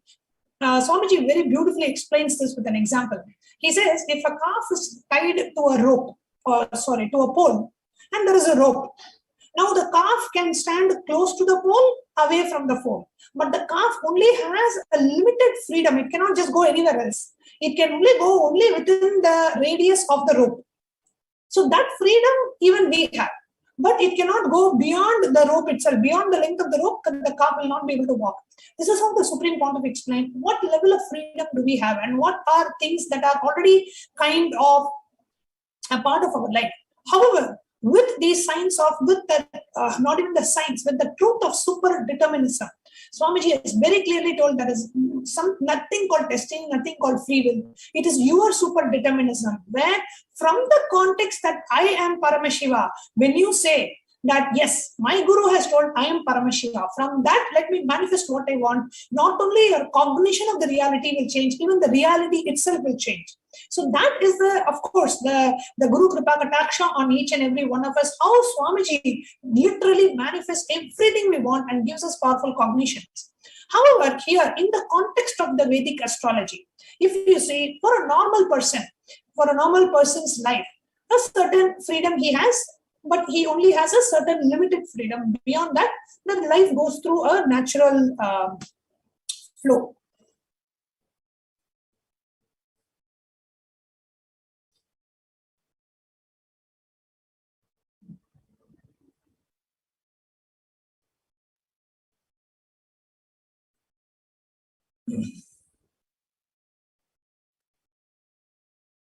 Now, in the upcoming, we will be seeing more deeper insights. So I request everyone to please give your listening and have the basic understanding, because this will reduce, even the basic understanding about Vedic astrology will reduce a lot of suffering in our lives. And actually, once when I joined the monastery, the Adinam, when I was about 26 years, 25 or 26 years of age at that time.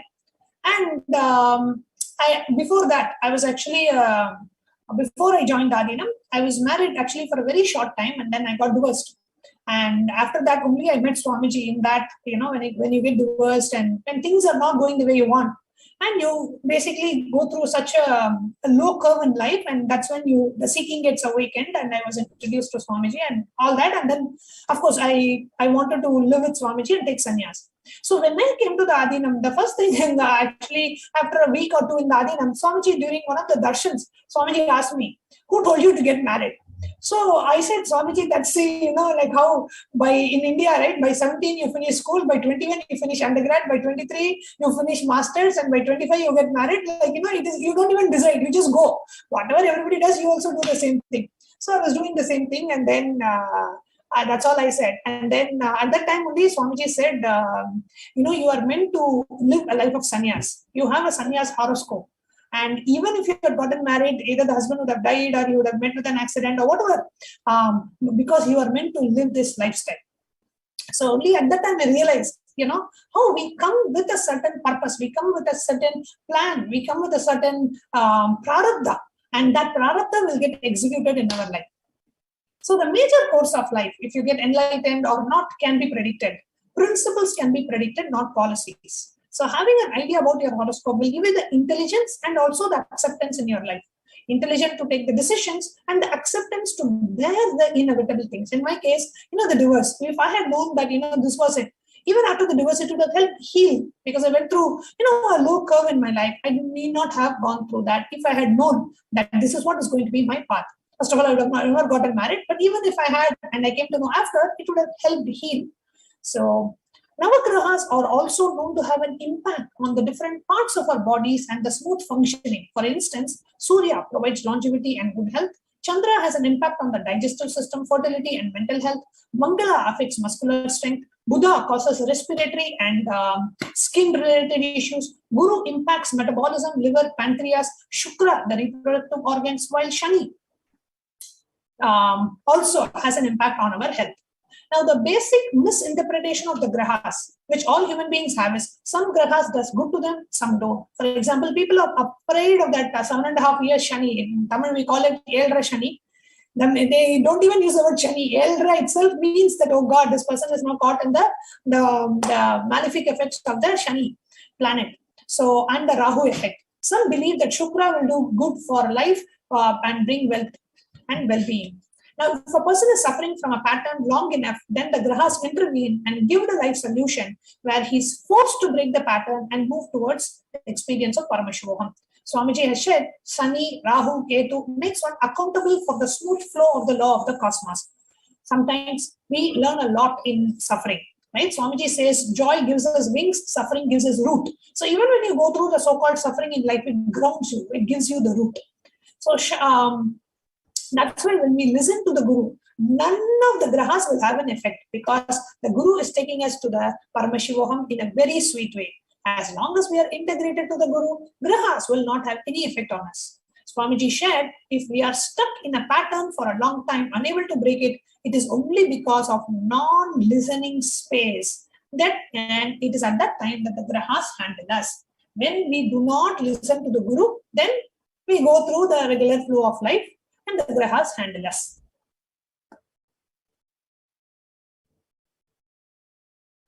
Now, let's watch this video on where the Supreme Founder of Hinduism actually has prepared a spiritual alchemy product, which is what we call as a mandala, to nullify the negative effects of the planets and to boost the positive effects that we will have from the planet, so that we can manifest what we want in our life.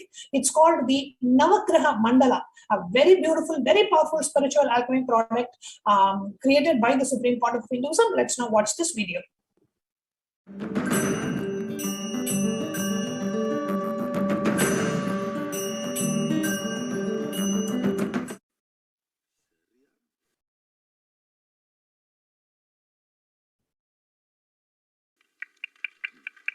It actually represents Hindu cosmology. So, in this, please listen. In this sheet, Navagrahas are installed. In this 2D sheet, Navagrahas are installed with 3 color. Varivadivu, Olivadivu, Kurivadivu. Means, in the form of mantra, in the form of figure, in the form of symbol. Varivadivu, Olivadivu, Kurivadivu. These are Trikalas. In the Trikala means is in the form of Navagrahas in the form of symbol and in the form, actual form, and in the mantra. 3 shapes they are installed, and each one of them are installed in one Garbha. Their life is. This represents 11 dimension. This 3-layer length, breadth, depth dimension. Inside 9 Garbhas are kept representing 9 more dimension. The 11th space cannot be given in matter. It will be given to you as an initiation. So understand? This represents 9 Navagrahas and 11 dimensions. Sadashiva talks about it in Kamikagama and Shastra Praman.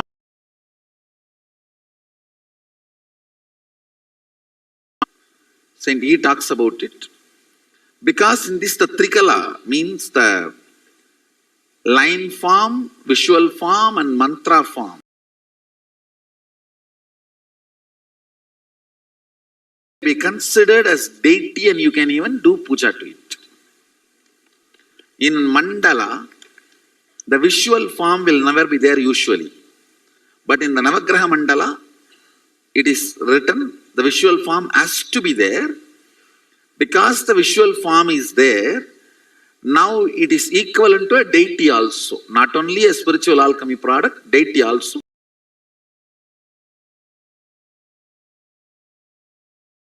But if you want, you can worship. It is equivalent to an energy of a deity. It will nullify all the evil effects of grahas on you, and it will keep you very pleasant and complete with grahas. So naturally, they will not behave with you like a sadist. They will inform you, support you, and evolve you. See, I tell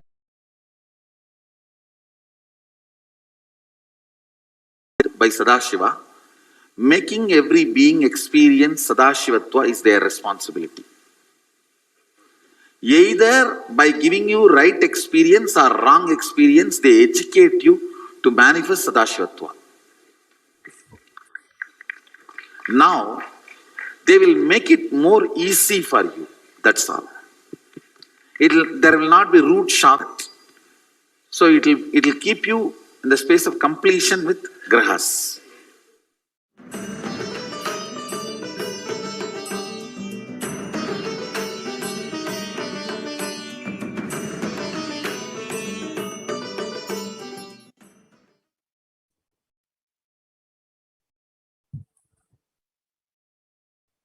A beautiful spiritual alchemy product, a gift to the world by the Supreme Pontiff of Hinduism himself, the Navagraha Mandala.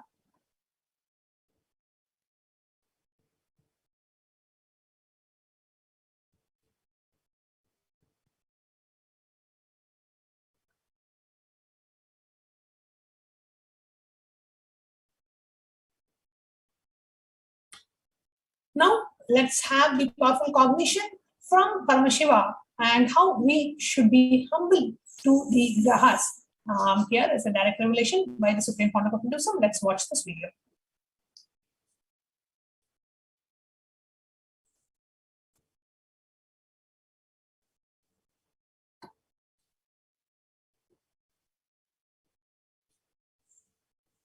Swamiji has actually revealed so much about Vedic astrology, and we even have books published on each of the planets. So you can read it from books.nithyananda.org.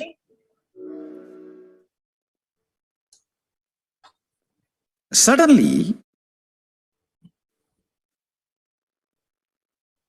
maybe the reasons known only to him, he decided to teach the whole science of Navagrahas, showing directly the grahas to me.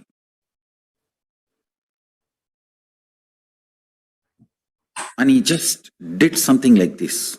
I do not know whether he took me to the space of Kailasa or he brought the grahas to Arunachala, where I was sitting with him. I was sitting with him in the temple, in the Arunachaleshwara temple.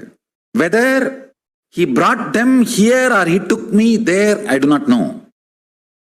But suddenly I saw like a chess coins, all the Navagrahas, alive, living, moving. And I immediately bowed down to them.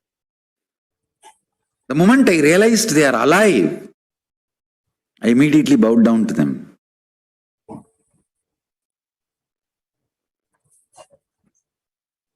Then he started talking about every graha and explaining who holds what energy and who does what responsibility, and the whole science he transmitted into me, the whole knowledge of Jyotisha.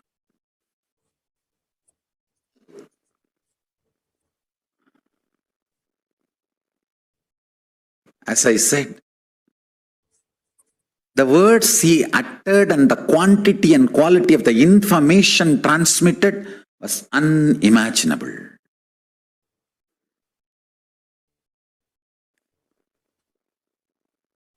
He also taught me an important sacred secret. If you can bring a powerful cognition in you and do dharana, dhyana, samadhi on that powerful cognition and be humble to the grahas, understand? Humbleness pleases the grahas. Humbleness makes the grahas happy with you. A beautiful, powerful cognition. The humbleness pleases the grahas. So let's be humble, connect to the Navagrahas, meditate on the Navagrahas, pray to the Navagrahas as revealed by Devi Parashakti from the space of deep humbleness. And they will reveal themselves to us and they will manifest what we want in our life. We can really take their help. Such a beautiful revelation by the Supreme Pontiff of Hinduism.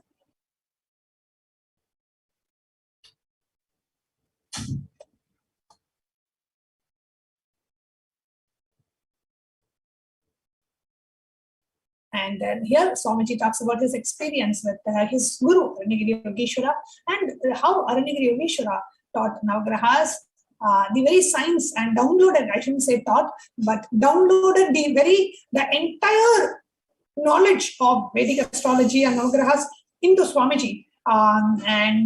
So Swamiji can, reveal it to the whole world. So literally all the scriptures, all the knowledge of the Vedic tradition was literally downloaded into Swamiji by Arunagiri Yogeshwara as was revealed to us by Swamiji himself. Now let me come back to this story. He showed all the grahas and taught me the whole thing.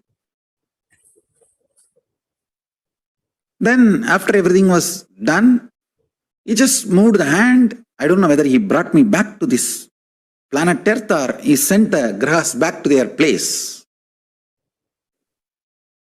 Everything was normal. And it was too much, I tell you. I was in awe. Anyhow, the whole knowledge transmission was done. Then I asked him, Swamiji, did you take me there and showed the planets, or did you bring the planets and showed me here? He laughed and said, hey, I brought them here. See, I saw 9 stones on the floor. He was laughing. He was trying to tell me that, hey, through these stones only I taught you, I brought them here. I said, then what was happening there? If the grahas are not there, what would have happened to the world, planet Earth? If somebody looks up, if the sun is not there, what will happen? He laughed and said, I froze the time. Nobody was allowed to look up. Please understand. I am telling as it happened. That's why I told him, please, you reveal, you utter the right words. I wanted the whole thing to be integrated. In integrity, with integrity. Let complete integrity be maintained with Paramashiva.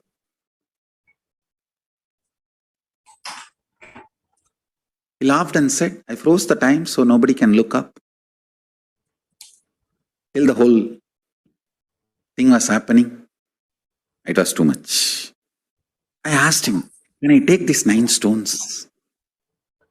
I wanted to keep them in my puja. He laughed and said, why just these stones? I'll install them. I'll put them in a land which will be later on, can be beautiful temple. He just blinked his eyes. Both of us were sitting in a place where now the banyan tree is planted in Tiruvannamalai Adinam. That is precise spot. That was the spot. He put all the 9 stones and we both were suddenly sitting there. We just disappeared from the temple and appeared here.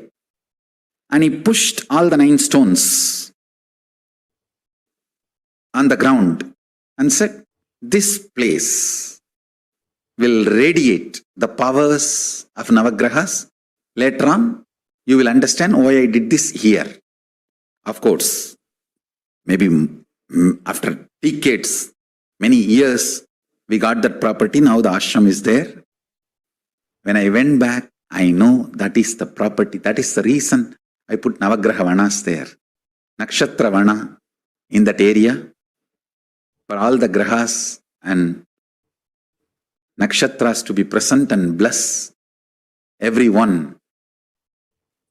Whoever goes and sits and meditates on Arunagiri Yogeshwara there, with the powerful cognition of Paramashivoham, Arunachala will bless.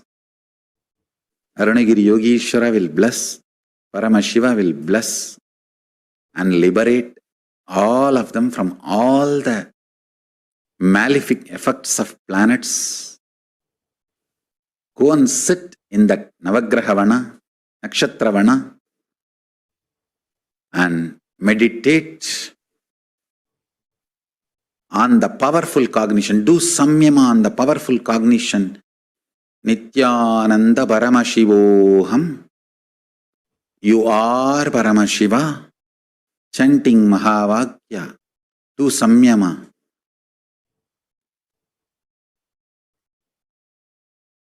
And be humble to Navagrahas. Be humble to Navagrahas. You will be blessed, liberated. No malefic effects will touch you. You will be free from all malefic effects and you will be only blessed and supported and blessings will be showered on you.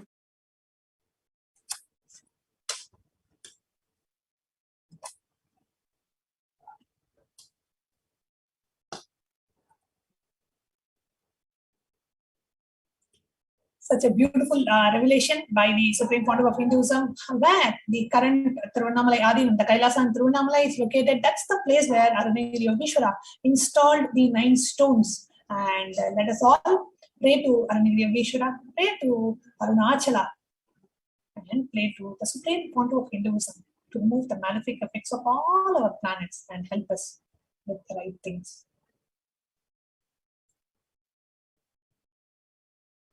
The next revelation by the Supreme Pontiff, we are going to see how in Hinduism numbers are gods and are associated to a graha and a planet. So graha planet, let us take a Let us listen to this revelation by the Supreme Pontiff of Hinduism.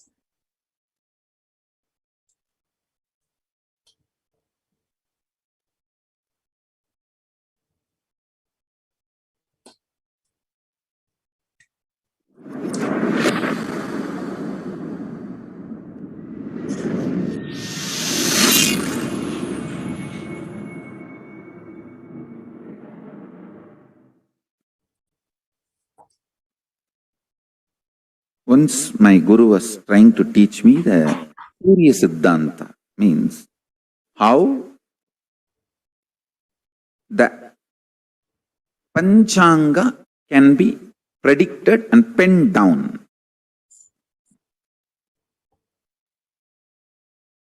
He was trying to show how the sun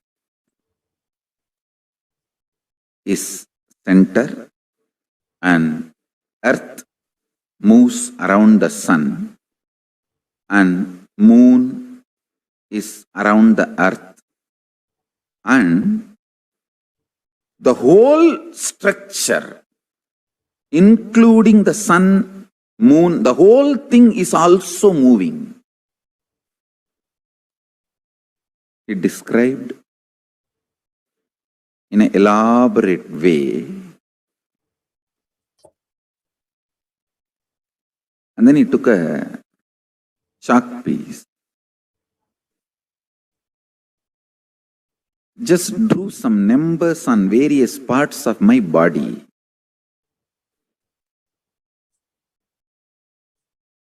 The numbers belong to each graha, is directly connected to our internal organs. Each graha influences one of our internal organ heavily. And he drew that numbers on my body, and he drew that same numbers on external, on the floor, explaining how when those grahas change, when those stars move, regular cosmic happenings like Amavasya, Purnima, how those things should be predicted or calculated. That is more like a calculation. It's not even prediction. But its influence on the humanity need to be predicted. Its influence on the individual's lives need to be predicted. My gurus were trying to map this whole science and explain this to me. I think almost the core fundamental structure of Jyotisha and Surya Siddhanta I am trying to explain. Chandaha padautu vedasya astau kalpoda patyate jyotishamayanam chakshur niruttam shrotramuchyate sikshakranam tu vedasya mukam vyakaranam smritam. This is a very traditional verse. In any Gurukul, they will chant this and make you repeat. It's a description. 6 angas of the Vedas in Veda Purusha's body. Jyotisham ayanam chakshu, meaning Jyotish Sastra is considered as eyes of the Veda Purusha. From this we understand that the Vedic astrology is as old as Vedas, or in other words, does not have beginning, anadi. This Shastra is also called Hora Shastra. Hora is an abbreviation of Ahoratram, meaning day and night. It means it is the systematic study of time and its components and parameters and its influence on physical, chemical, biological existence of what we know as life. Listen.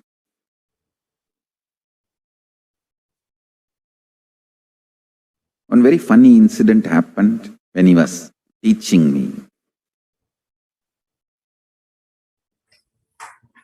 I was so intensely immersed in his teachings. He was showing me, hey, this is Surya. This influences your brain thinking system. This is Rahu. He influences your liver. The actions liver performs physically, its influence on your thinking system,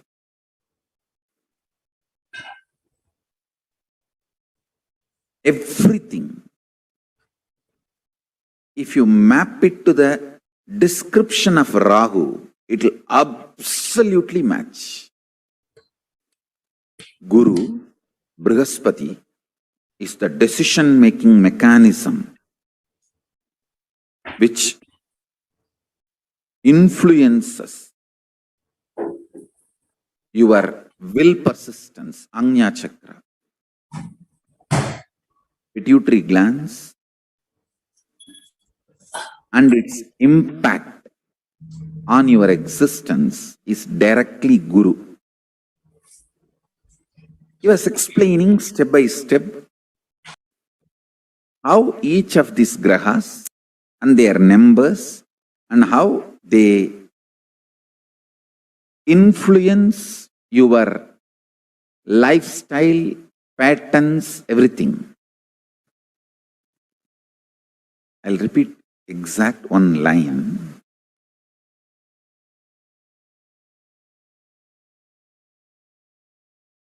He was touching that Rahu description of how he was describing Rahu and touched my body.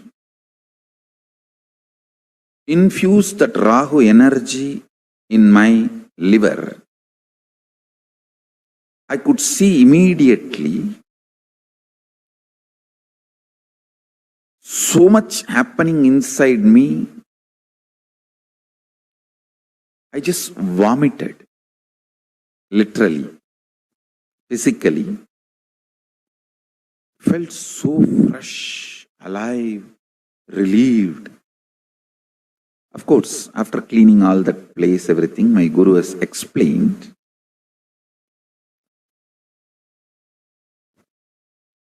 Eera nerpatta Ayul Neelandambi. In Tamil, he said, if the liver is straightened out, life will increase. It is directly Rahu. Rahu is responsible for your longevity.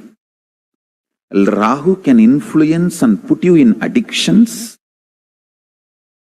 and kill you, or he can keep you addiction free or addicted to right habits and food and keep you happy, healthy for any long. This whole thing is related to your liver. If the liver decides to addict you for certain food, nothing can be done. Just by remembering that food, you will be forced, your whole system will be pushed to eat it. After eating, you will repent, but you will not stop eating. He said, integrity of the liver to the purpose of your existence makes you long, happy, healthily living.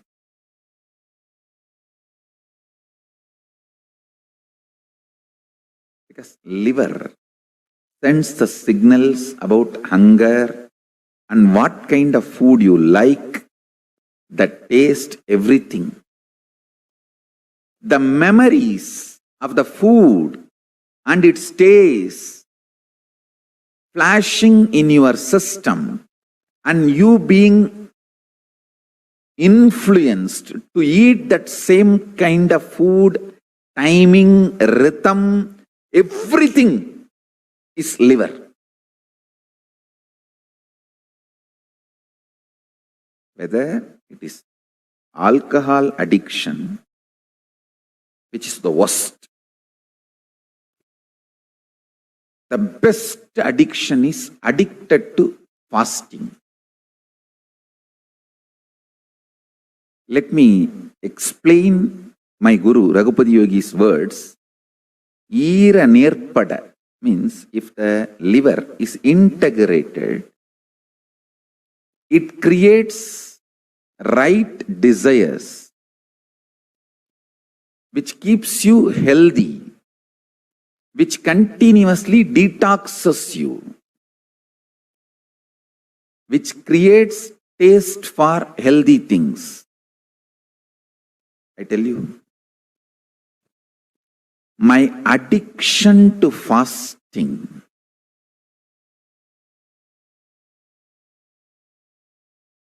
has brought not just health,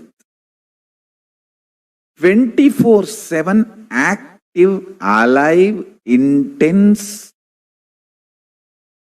living with multi-dimensional work.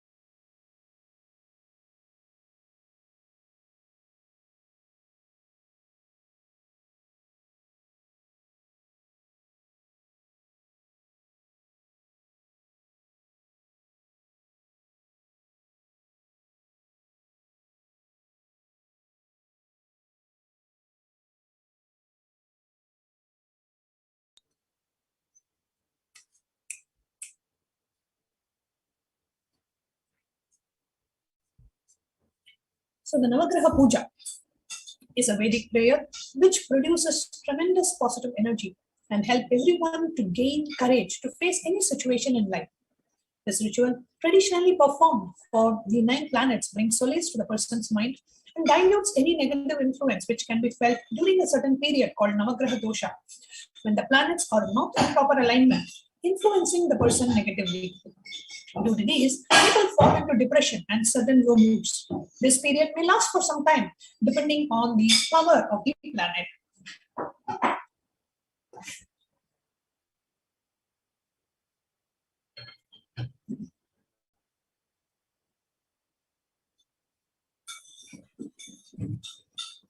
However, this can be avoided with intelligence. Navagraha Puja is conducted to connect oneself to the cosmic intelligence, to avoid any hindrances and to bestow tremendous peace and contentment in life. This puja is a collection of prayers and rituals performed to the planets in the form of deities. With the blessings of these 9 planets, a person is helped to attain good health, prosperity, knowledge, and enlightenment. And so we have now come to the conclusion of this segment, where we shared with you about the various effects of the planets and how, with the grace and blessings of the Guru, we can avoid any of the malefic effects and also perform the Navagraha Puja, which can help us, first of all, prepare ourselves to face any kind of an adverse situation in life, and also help reduce the Navagraha Dosha or remove the Navagraha Dosha, help eliminate the malefic effects of the planets. Now we'll be moving on to the next segment of this program after a very short break.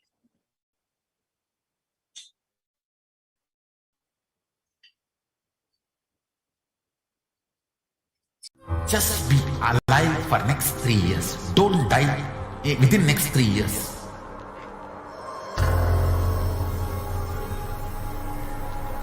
Just don't die within next 3 years.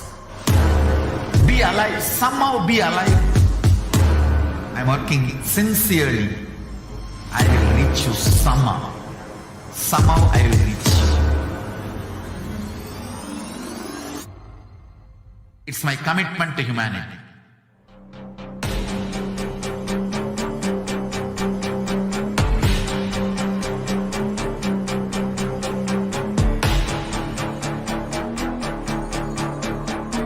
Just don't die within next 3 years. I will reach you wherever you are, whichever corner of the world you may be. I will reach you with enlightenment. You manifesting the space, state, powers, being Paramashivoham. It is possible, and it is possible for you.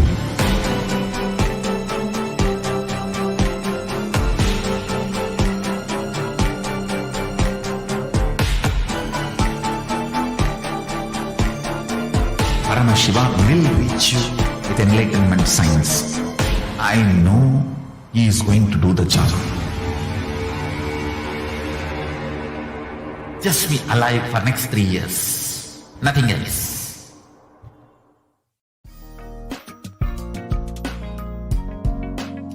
We get you help. Nithyanandam, and welcome back, dear viewers. In the next segment of today's program, we are going to share with you about how you make various offerings to Devi Parashakti. What are the different ways we can connect to Devi Parashakti to have her grace and blessings in our life? And in Hinduism, the rituals are a way for us to connect with the divine, to feel that the divine is real, the divine is there, very much taking care of us. The Devi Parashakti is living with us, gracing us and blessing us and showering us with all the wounds and the prayers that we ask for. So that is what is Devi Parashakti, BHAVA, SAMADHI, DARSHAN.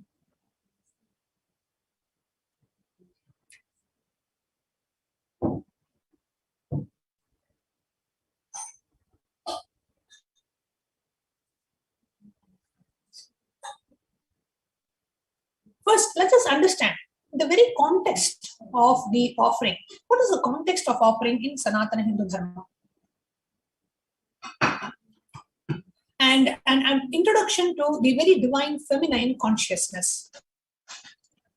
Masculine and feminine, both consciousness, have to be expressed equally by every human being to be enlightened.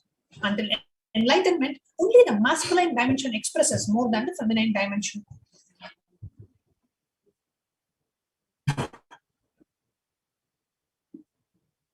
And the deity's picture that you are seeing on the right side is the deity of Ardhanarishwara.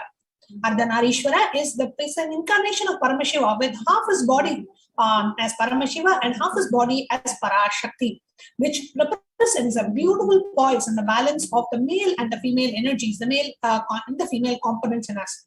As revealed by the Supreme Pontiff of Hinduism, in each and every one of us, we are either 51% female, 49% male, or 51% male and 49% female. And when that perfect balance happens, it happens when you achieve the state of enlightenment and you see a beautiful poise of male and the female components in you. That's why when you see the Supreme Pontiff of Hinduism, in the Devi Bhava Samadhi Darshan, you actually see only Devi. You literally see the grace and the beauty and all the feminine aspects. You see so much radiating through the physical embodied form of the Supreme Pontiff of Hinduism. For those of us who have seen, you actually just melt in the love of the mother when you see the Supreme Pontiff at that time. And at the same time, when the Supreme Pontiff is giving the Kala Darshan, just radiating the ferociousness of Kala Bhairava. And we have had many devotees actually who have had this darshan of Swamiji as Ardhanarishwara, where one side they look at Swamiji is like completely like Devi Parashakti, the other side just completely radiating Bhagavan Paramashiva. So we can move on to the next slide.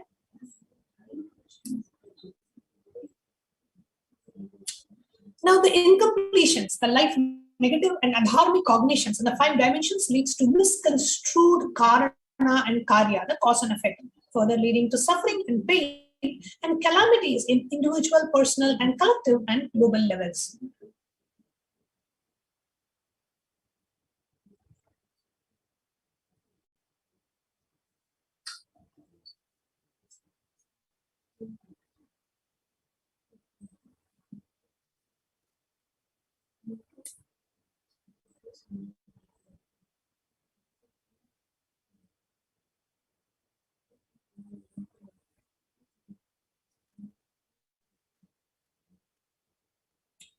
Here you see how the karma has an effect. There's a beautiful picture of karma that is there, where you hit on one thing, it comes back and hits you back in that same way. So, every action has an equal and opposite reaction.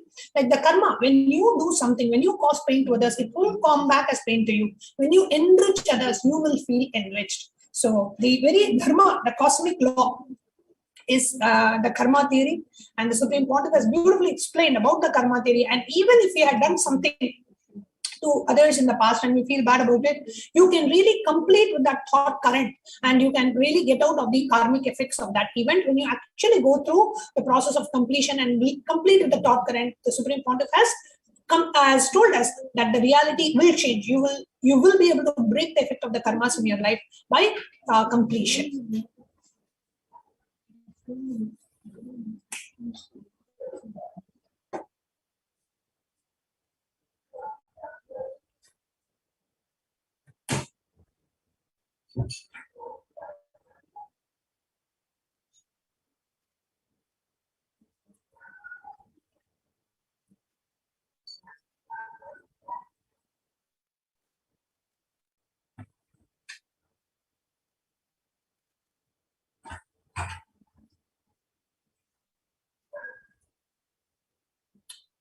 The 43 energies of the Sri Meru, they constitute the 43 energies inside us in the human body. When all the 43 are integrated to Dharma, one becomes enlightened. Dharma is basically the cosmic motherly completion and sensitivity from the level of the Panchabhutas. Panchabhuta means 5 elements of the nature, is the core principle of the cosmos.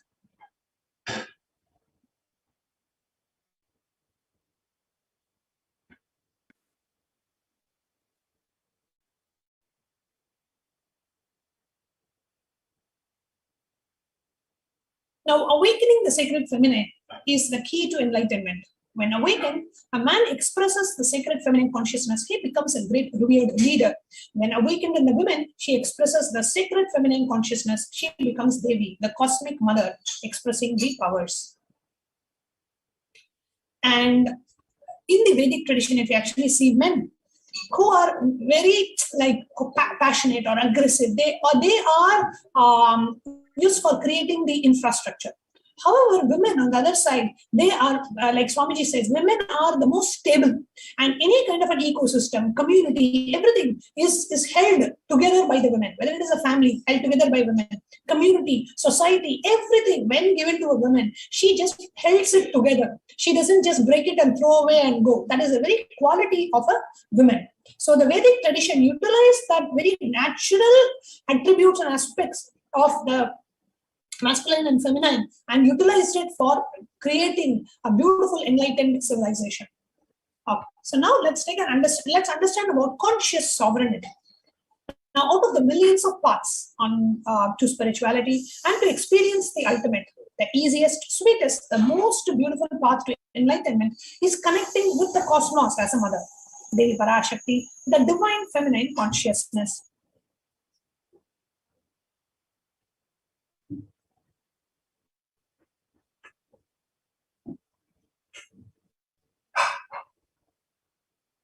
She is the one who expresses as Guru all gods and all the manifestations in the universe. She can straightaway deliver enlightenment by connecting through the cosmic umbilical cord.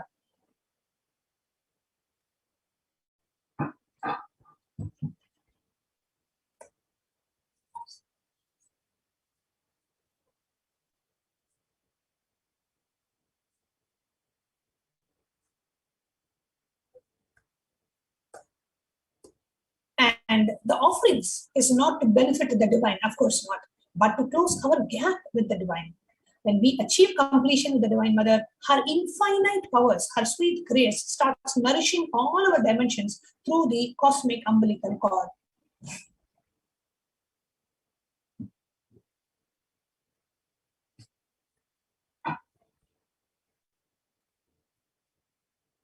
See, when you connect with the divine, when you realize like Devi Parashakti is real, when you offer that, it literally brings you into a deep space of feeling connection with the divine.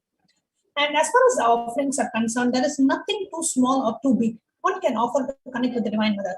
It has to be from a space of love of a child, looking at the mother and handling her.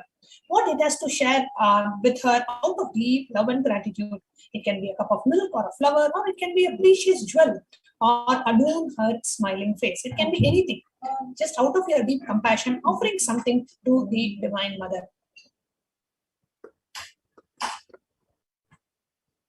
Vedic rishis have clearly stated the techniques to connect with the sacred feminine consciousness to awaken the same qualities in us. One can connect with Paramashiva through oneness, but with the divine cosmic mother, it is only by worshipping her feet with devotion.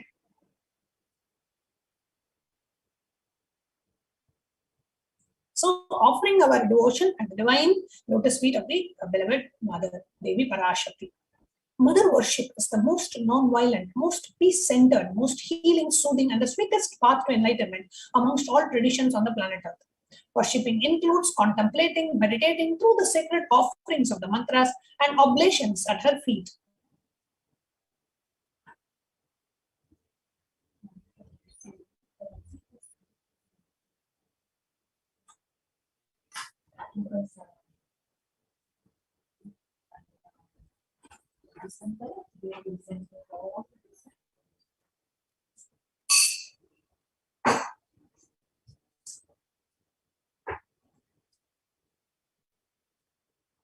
Today, we are going to see the various offerings that we have for Devi Parashakti. What are the different ways I can connect with Devi Parashakti? We can all connect and receive her grace and blessings in our lives.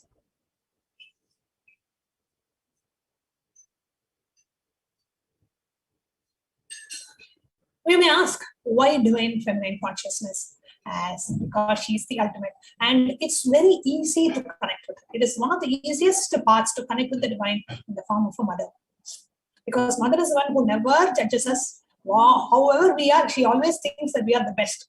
So it's very easy to connect with the mother. Whatever we do, however we are, we feel so comfortable, we feel so loved, we feel so unjudged. So it's very easy to connect with the mother.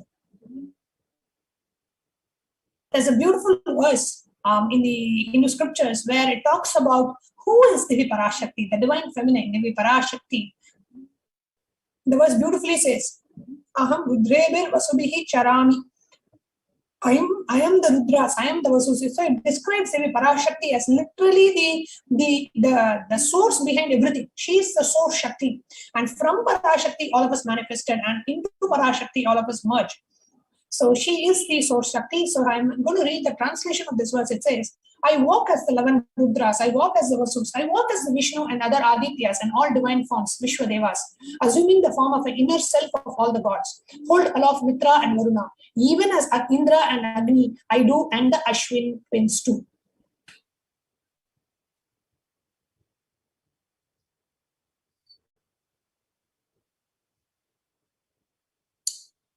Ekadasha Rudras, Maharudra, Ashtavasus, Dwadasha Adityas, Vishwadevatas, all of them are my retinue.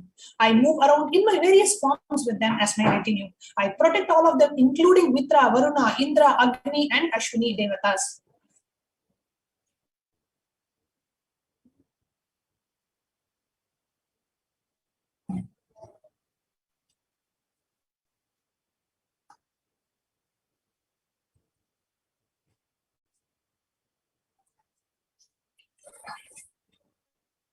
Devi declares herself as the inner self of all the gods. She is all pervading and all permeating.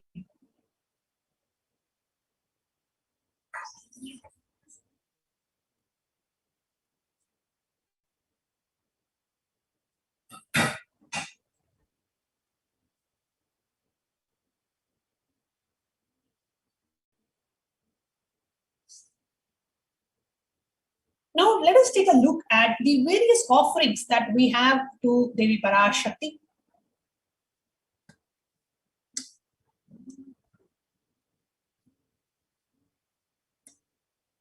What are the different ways we can connect with Devi Parashakti? What are the different offerings that we have for her?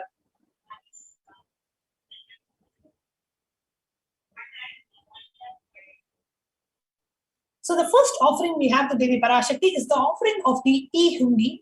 And the E-Hundi offering, there's a beautiful reference from Lalita Sahasranama which says, Bhakti Priya, Bhakti Gamya, Bhakti Vashya, Bhayapaha, Shambhavi Sharadaradhya, Sharvani Sharmadayini.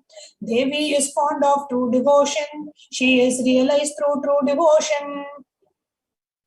So you connect with Devi Parashakti and offer your gratitude in the form of an E-Hundi offering. So whatever you would like to offer to Devi Parashakti, you go ahead and make the offering to her.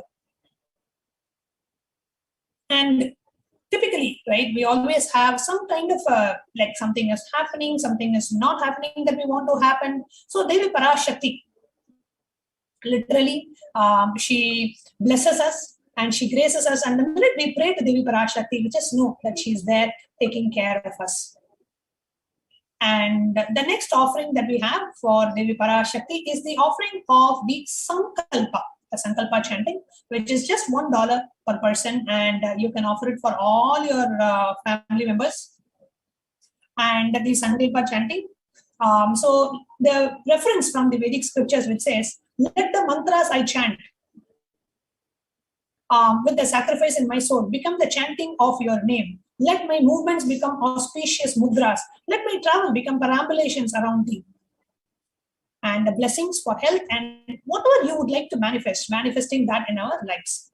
The next offering is that of the Devi Sahasra Nama Swarna Kasu, and it is the offering of the gold coin, manifesting the various dimensions of Devi Parashakti. So the Sahasra Nama Swarna Kasu is an offering to manifest and awaken the multiple divine powers and various attributes of Devi Parashakti.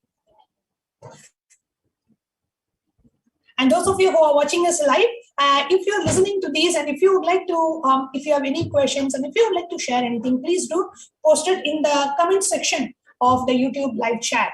And if you have a question on what kind of offerings to make, or if you're looking for some specific solution, you can do all of that in the chat, and we'll be more than happy to attend to each and every one of you.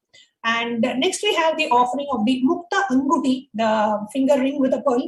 Let the goddess who brings good fortune, who is praised by the gods, who is served by the Devendra, let them shower and bless us. The Mukta Anguti, the offering of the Mukta Anguti, you pray to her for blissful relationships and for you to have completion in relationships, for you to manifest what you want in your life. And, see various offerings, right?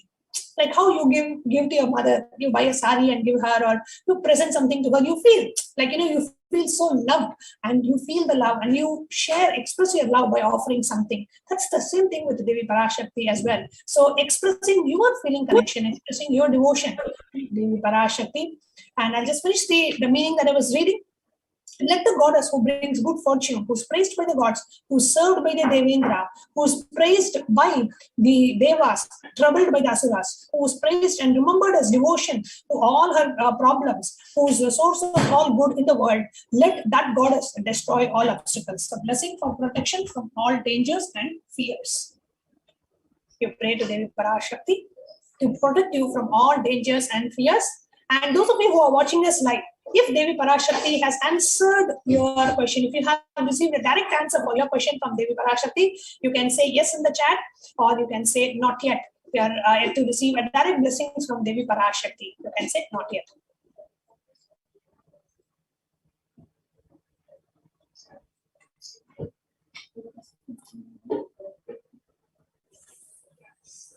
The next offering we have is that of the Swarna Padma Pushpa, the golden lotus. It's a beautiful reference in the Vedic scriptures which says, Siddhi Buddhi Prade Devi Bhukti Mukti Pradayini Mantra Murte Sada Devi Mahalakshmi Namostute.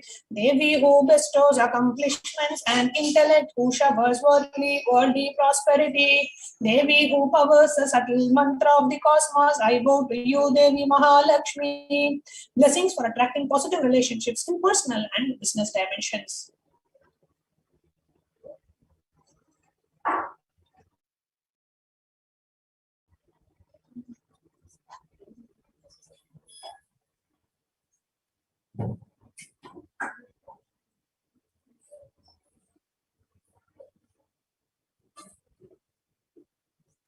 The next offering we have to Devi Parashakti is the offering of the Swarna Meti, the golden touring, as a beautiful reference from the Saundarya Lahari, which says, Lord Brahma, the creator of Yor, selects the dust from your feet and creates this world. The great Adisesha, with his 1,000 heads, somehow carries the dust of your feet with great effort. And the great Lord Rudra takes it and powders it nicely and applies it and uses it as his holy ash. So connecting with Devi Parashakti and offering the Swarna Miti, the golden touring, at her divine lotus feet.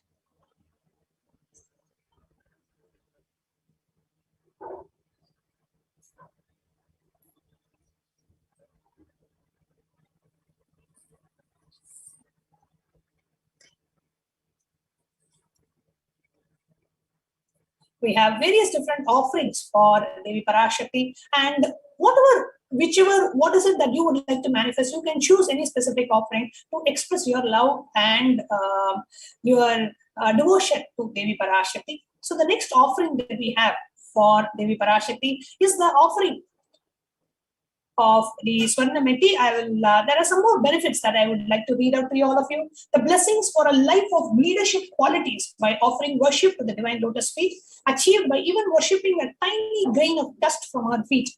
Meti is a golden touring to worship by adorning that divine, adorning the divine Devi Parashakti's feet. And you can offer these Swarna Meti, it is $750, and you can go to www.kailasamailer.com/sevas to register for these offerings. Any of the offerings that you would like to make, please go to www.kailasamailer, which is KAILASAMAILER.com/sevas, SEVAS, to make any of these offerings. The next offering that we have for Devi Parashakti, a beautiful reference from Lalita Sahasranama, which says, Sudha Sara Bhivarshini, she who makes the nectar flow from the Sahasrara to the Agnya and permeates through all the 72,000 nadis to give us the ultimate experience of the cosmos. The blessings for the enlightened lifestyle. So you offer a golden hairline jewelry to Devi Parashakti to be blessed, to be receiving and living an enlightened lifestyle. The next offering we have for Devi Parashakti is the offering of the Pratyaksha Pada Puja, offering of gratitude at the divine lotus feet of our beloved Swamiji, which is one of the most sacred offerings and the source of all the pujas in the Vedic tradition, is the offering of the Pratyaksha Pada Puja.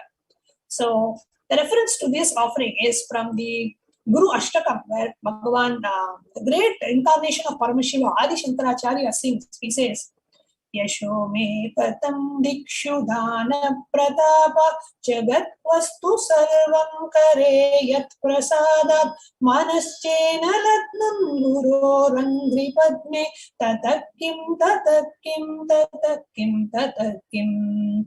My repute has travelled in all directions through my philanthropy and prowess. All the things of this world are in my hands as reward for my virtues. Yet if one's mind is not centered upon the lotus feet of the Guru, what then, what then, what then? We may have all the best things of the world, but if our mind is not fixed on the lotus feet of the Guru, what is the use? So the best offering a disciple can offer is offering of gratitude. That is all we need to do. Just say, thank you, Swamiji. Thank you for happening in my life. What have we done to have Paramashiva himself coming down in a human body, in a physical embodied form, and gracing me and blessing me? That I am blessed today to have the darshan of Paramashiva. My eyes are falling on Paramashiva, Parashakti, the Bhava Samadhi darshans that we are having.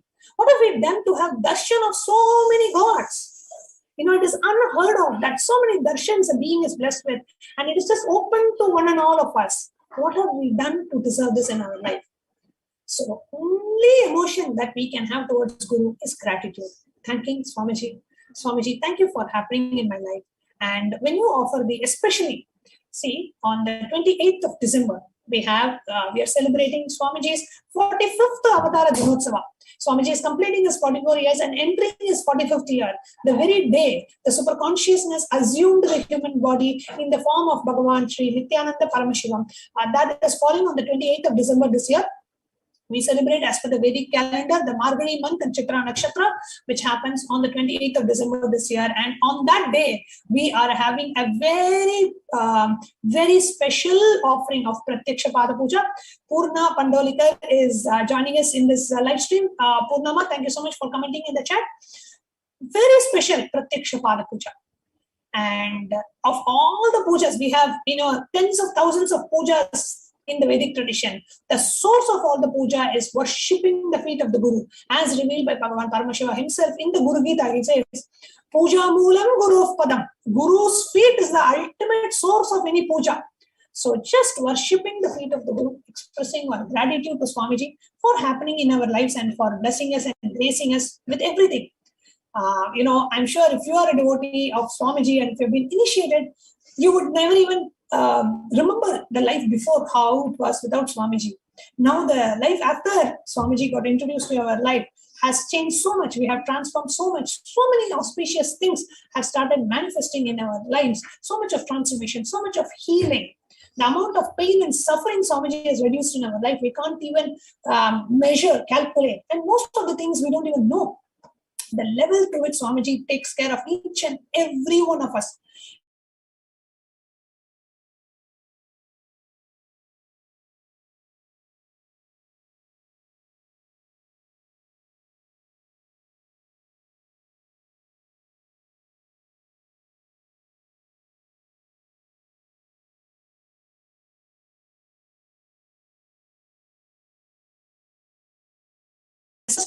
Continuously showering us.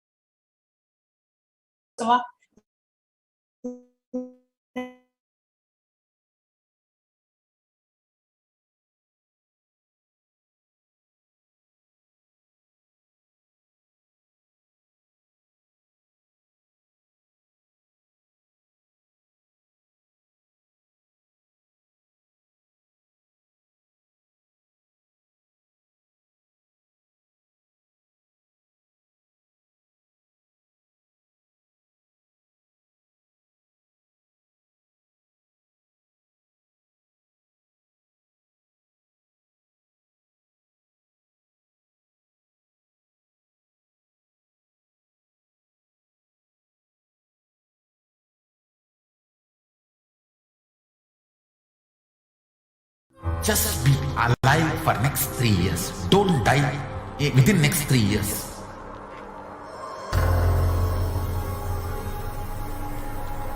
Just don't die within next 3 years. Be alive. Somehow be alive. I'm working sincerely. I will reach you somehow. Somehow I will reach you. It's my commitment to humanity.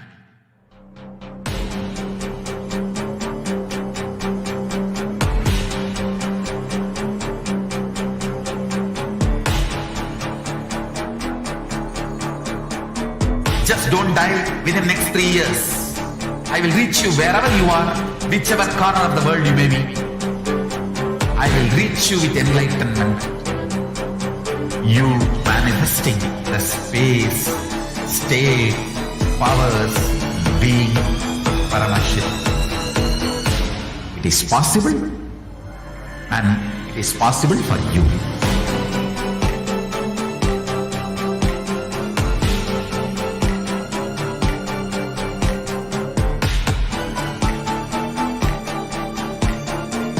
Paramashivoham will reach you with enlightenment science. I know he is going to do the job. Just be alive for next 3 years. Nothing else.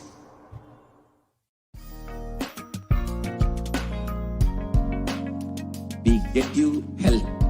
We get you ability to build beautiful relationships in your life. We get you direct spiritual support, and we make sure you become wealthy.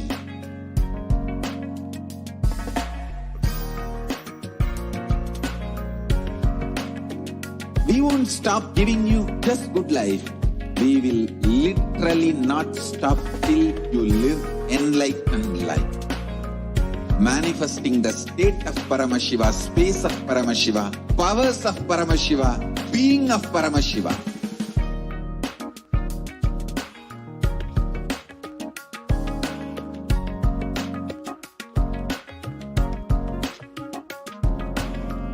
Whole world should become Kailasians. I want the whole world to know Hindus have something great to contribute to the world.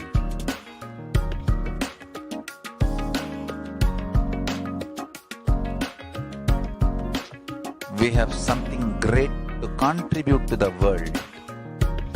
Let us do that.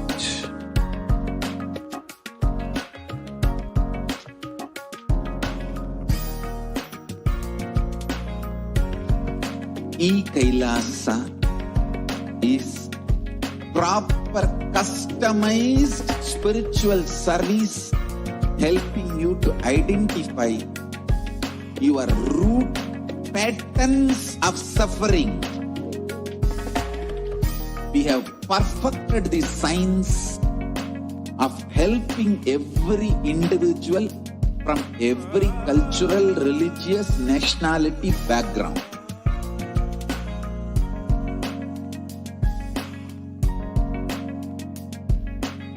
You will have lowest reactionary assumptions, highest awakened response, alive response for life continuously.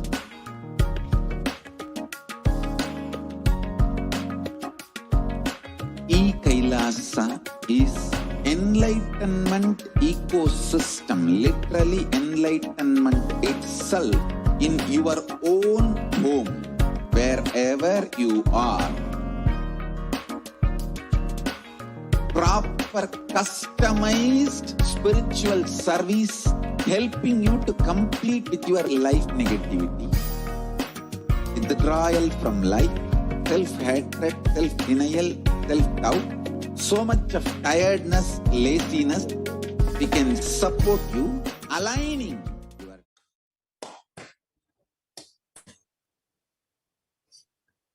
Nithyanandam, and welcome back, dear viewers. So, really sorry for the technical glitch. As I was just explaining about the Pratyaksha Pada Puja, there was a short technical glitch. I sincerely apologize for that. So I would like to just continue and share about the significance of the Pratyaksha Pada Puja, which is an offering of the gratitude at the divine lotus feet of our beloved Swamiji. It is $1,008. And really, if you have a sincere intention and devotion, do not worry, there will not be any obstacles. You will be able to offer the Pratyaksha Pada Puja, and Swamiji himself is coming live to accept our devotion and our gratitude. The offering of the Pratyaksha Pada Puja is $1,008. You can register in our website www.kailasamailer.com/sevas. The next offering we have to Devi Parashakti is the offering of the Vastra Seva, which is an offering of cloth at the divine lotus feet of our beloved Swamiji. And the ritual we perform is the Pratyaksha Pada Puja. And in the Pratyaksha Pada Puja, you will be making the Vastra Seva offering. So the Vastra Seva is also $1,008. And you will be offering a Vastra to the Supreme Pontiff of Hinduism. And in the Vastra Seva itself, in the Pratyaksha Pada Puja itself, you will be offering that Vastra, and the Supreme Pontiff will be, literally wearing that cloth on his very body itself. So with that, we come to the conclusion of this program, and you can go ahead and register for the Sevas at www.kailasamailer.com/Sevas. And in the next slide, you will actually see a list of the various offerings. The list of the various offerings that you have to Devi Parashakti, and you can see. And also wanted to inform to each and every one of you that on the 4th of December, we have a very, very, very special initiation coming up, which is the solar eclipse. And on the day of the solar eclipse, you are going to be receiving the initiation from the Supreme Pontiff of Hinduism. Supreme Pontiff is going to be gracing and blessing us all with 4 initiations. Shiva Diksha level 1 initiation, which is also called as Samaya Diksha, which is as mentioned in the Kamikagama. Shiva Diksha level 2 initiation, also known as the Vishesha Diksha. And third, the unclutching initiation. And the fourth is the initiation point to becoming a Nithyananda spiritual healer. We call it healer's initiation. So very special program, and it is exactly going to be happening during the Grahana Kala. So from 11 a.m. to 3 p.m. is the Grahana Kala as per the Indian timings. So 11 a.m. to 3 p.m. Indian Standard Time on the 4th of December, and it will be 3rd night US time. We are going to be having a very special initiation. The Supreme Pontiff of Hinduism is going to be gracing us and blessing us during the Grahana Kala, in the time which is most auspicious to receive initiation, to do any kind of a spiritual practice. During that time, the Supreme Pontiff is going to be gracing us and blessing us. So please do join us. For more information, please do visit Kailasa's SPH Nithyananda Paramashivam Facebook page. And with that, we come to the conclusion of today's program. And the next program is going to be at 2 a.m. Indian Standard Time. We will now be moving on to watching SATSANG from the Supreme Pontiff of Hinduism, delivered by the Supreme Pontiff of Hinduism. So with deep gratitude at the Divine Lotus feet, we'll be concluding this program with the Purna Mantra. Om Purnamada Purnamidam Purnamudachyate Purnasya Purnamadaya Purnameva Vasishyate. Om Shanti Shanti Shanti. Hari Om Tat Sat. Sarvam Bhagavat Shri Nithyananda Paramashiva Paduka Arpanamastu. Om Nithyanandam. Paramashivoham.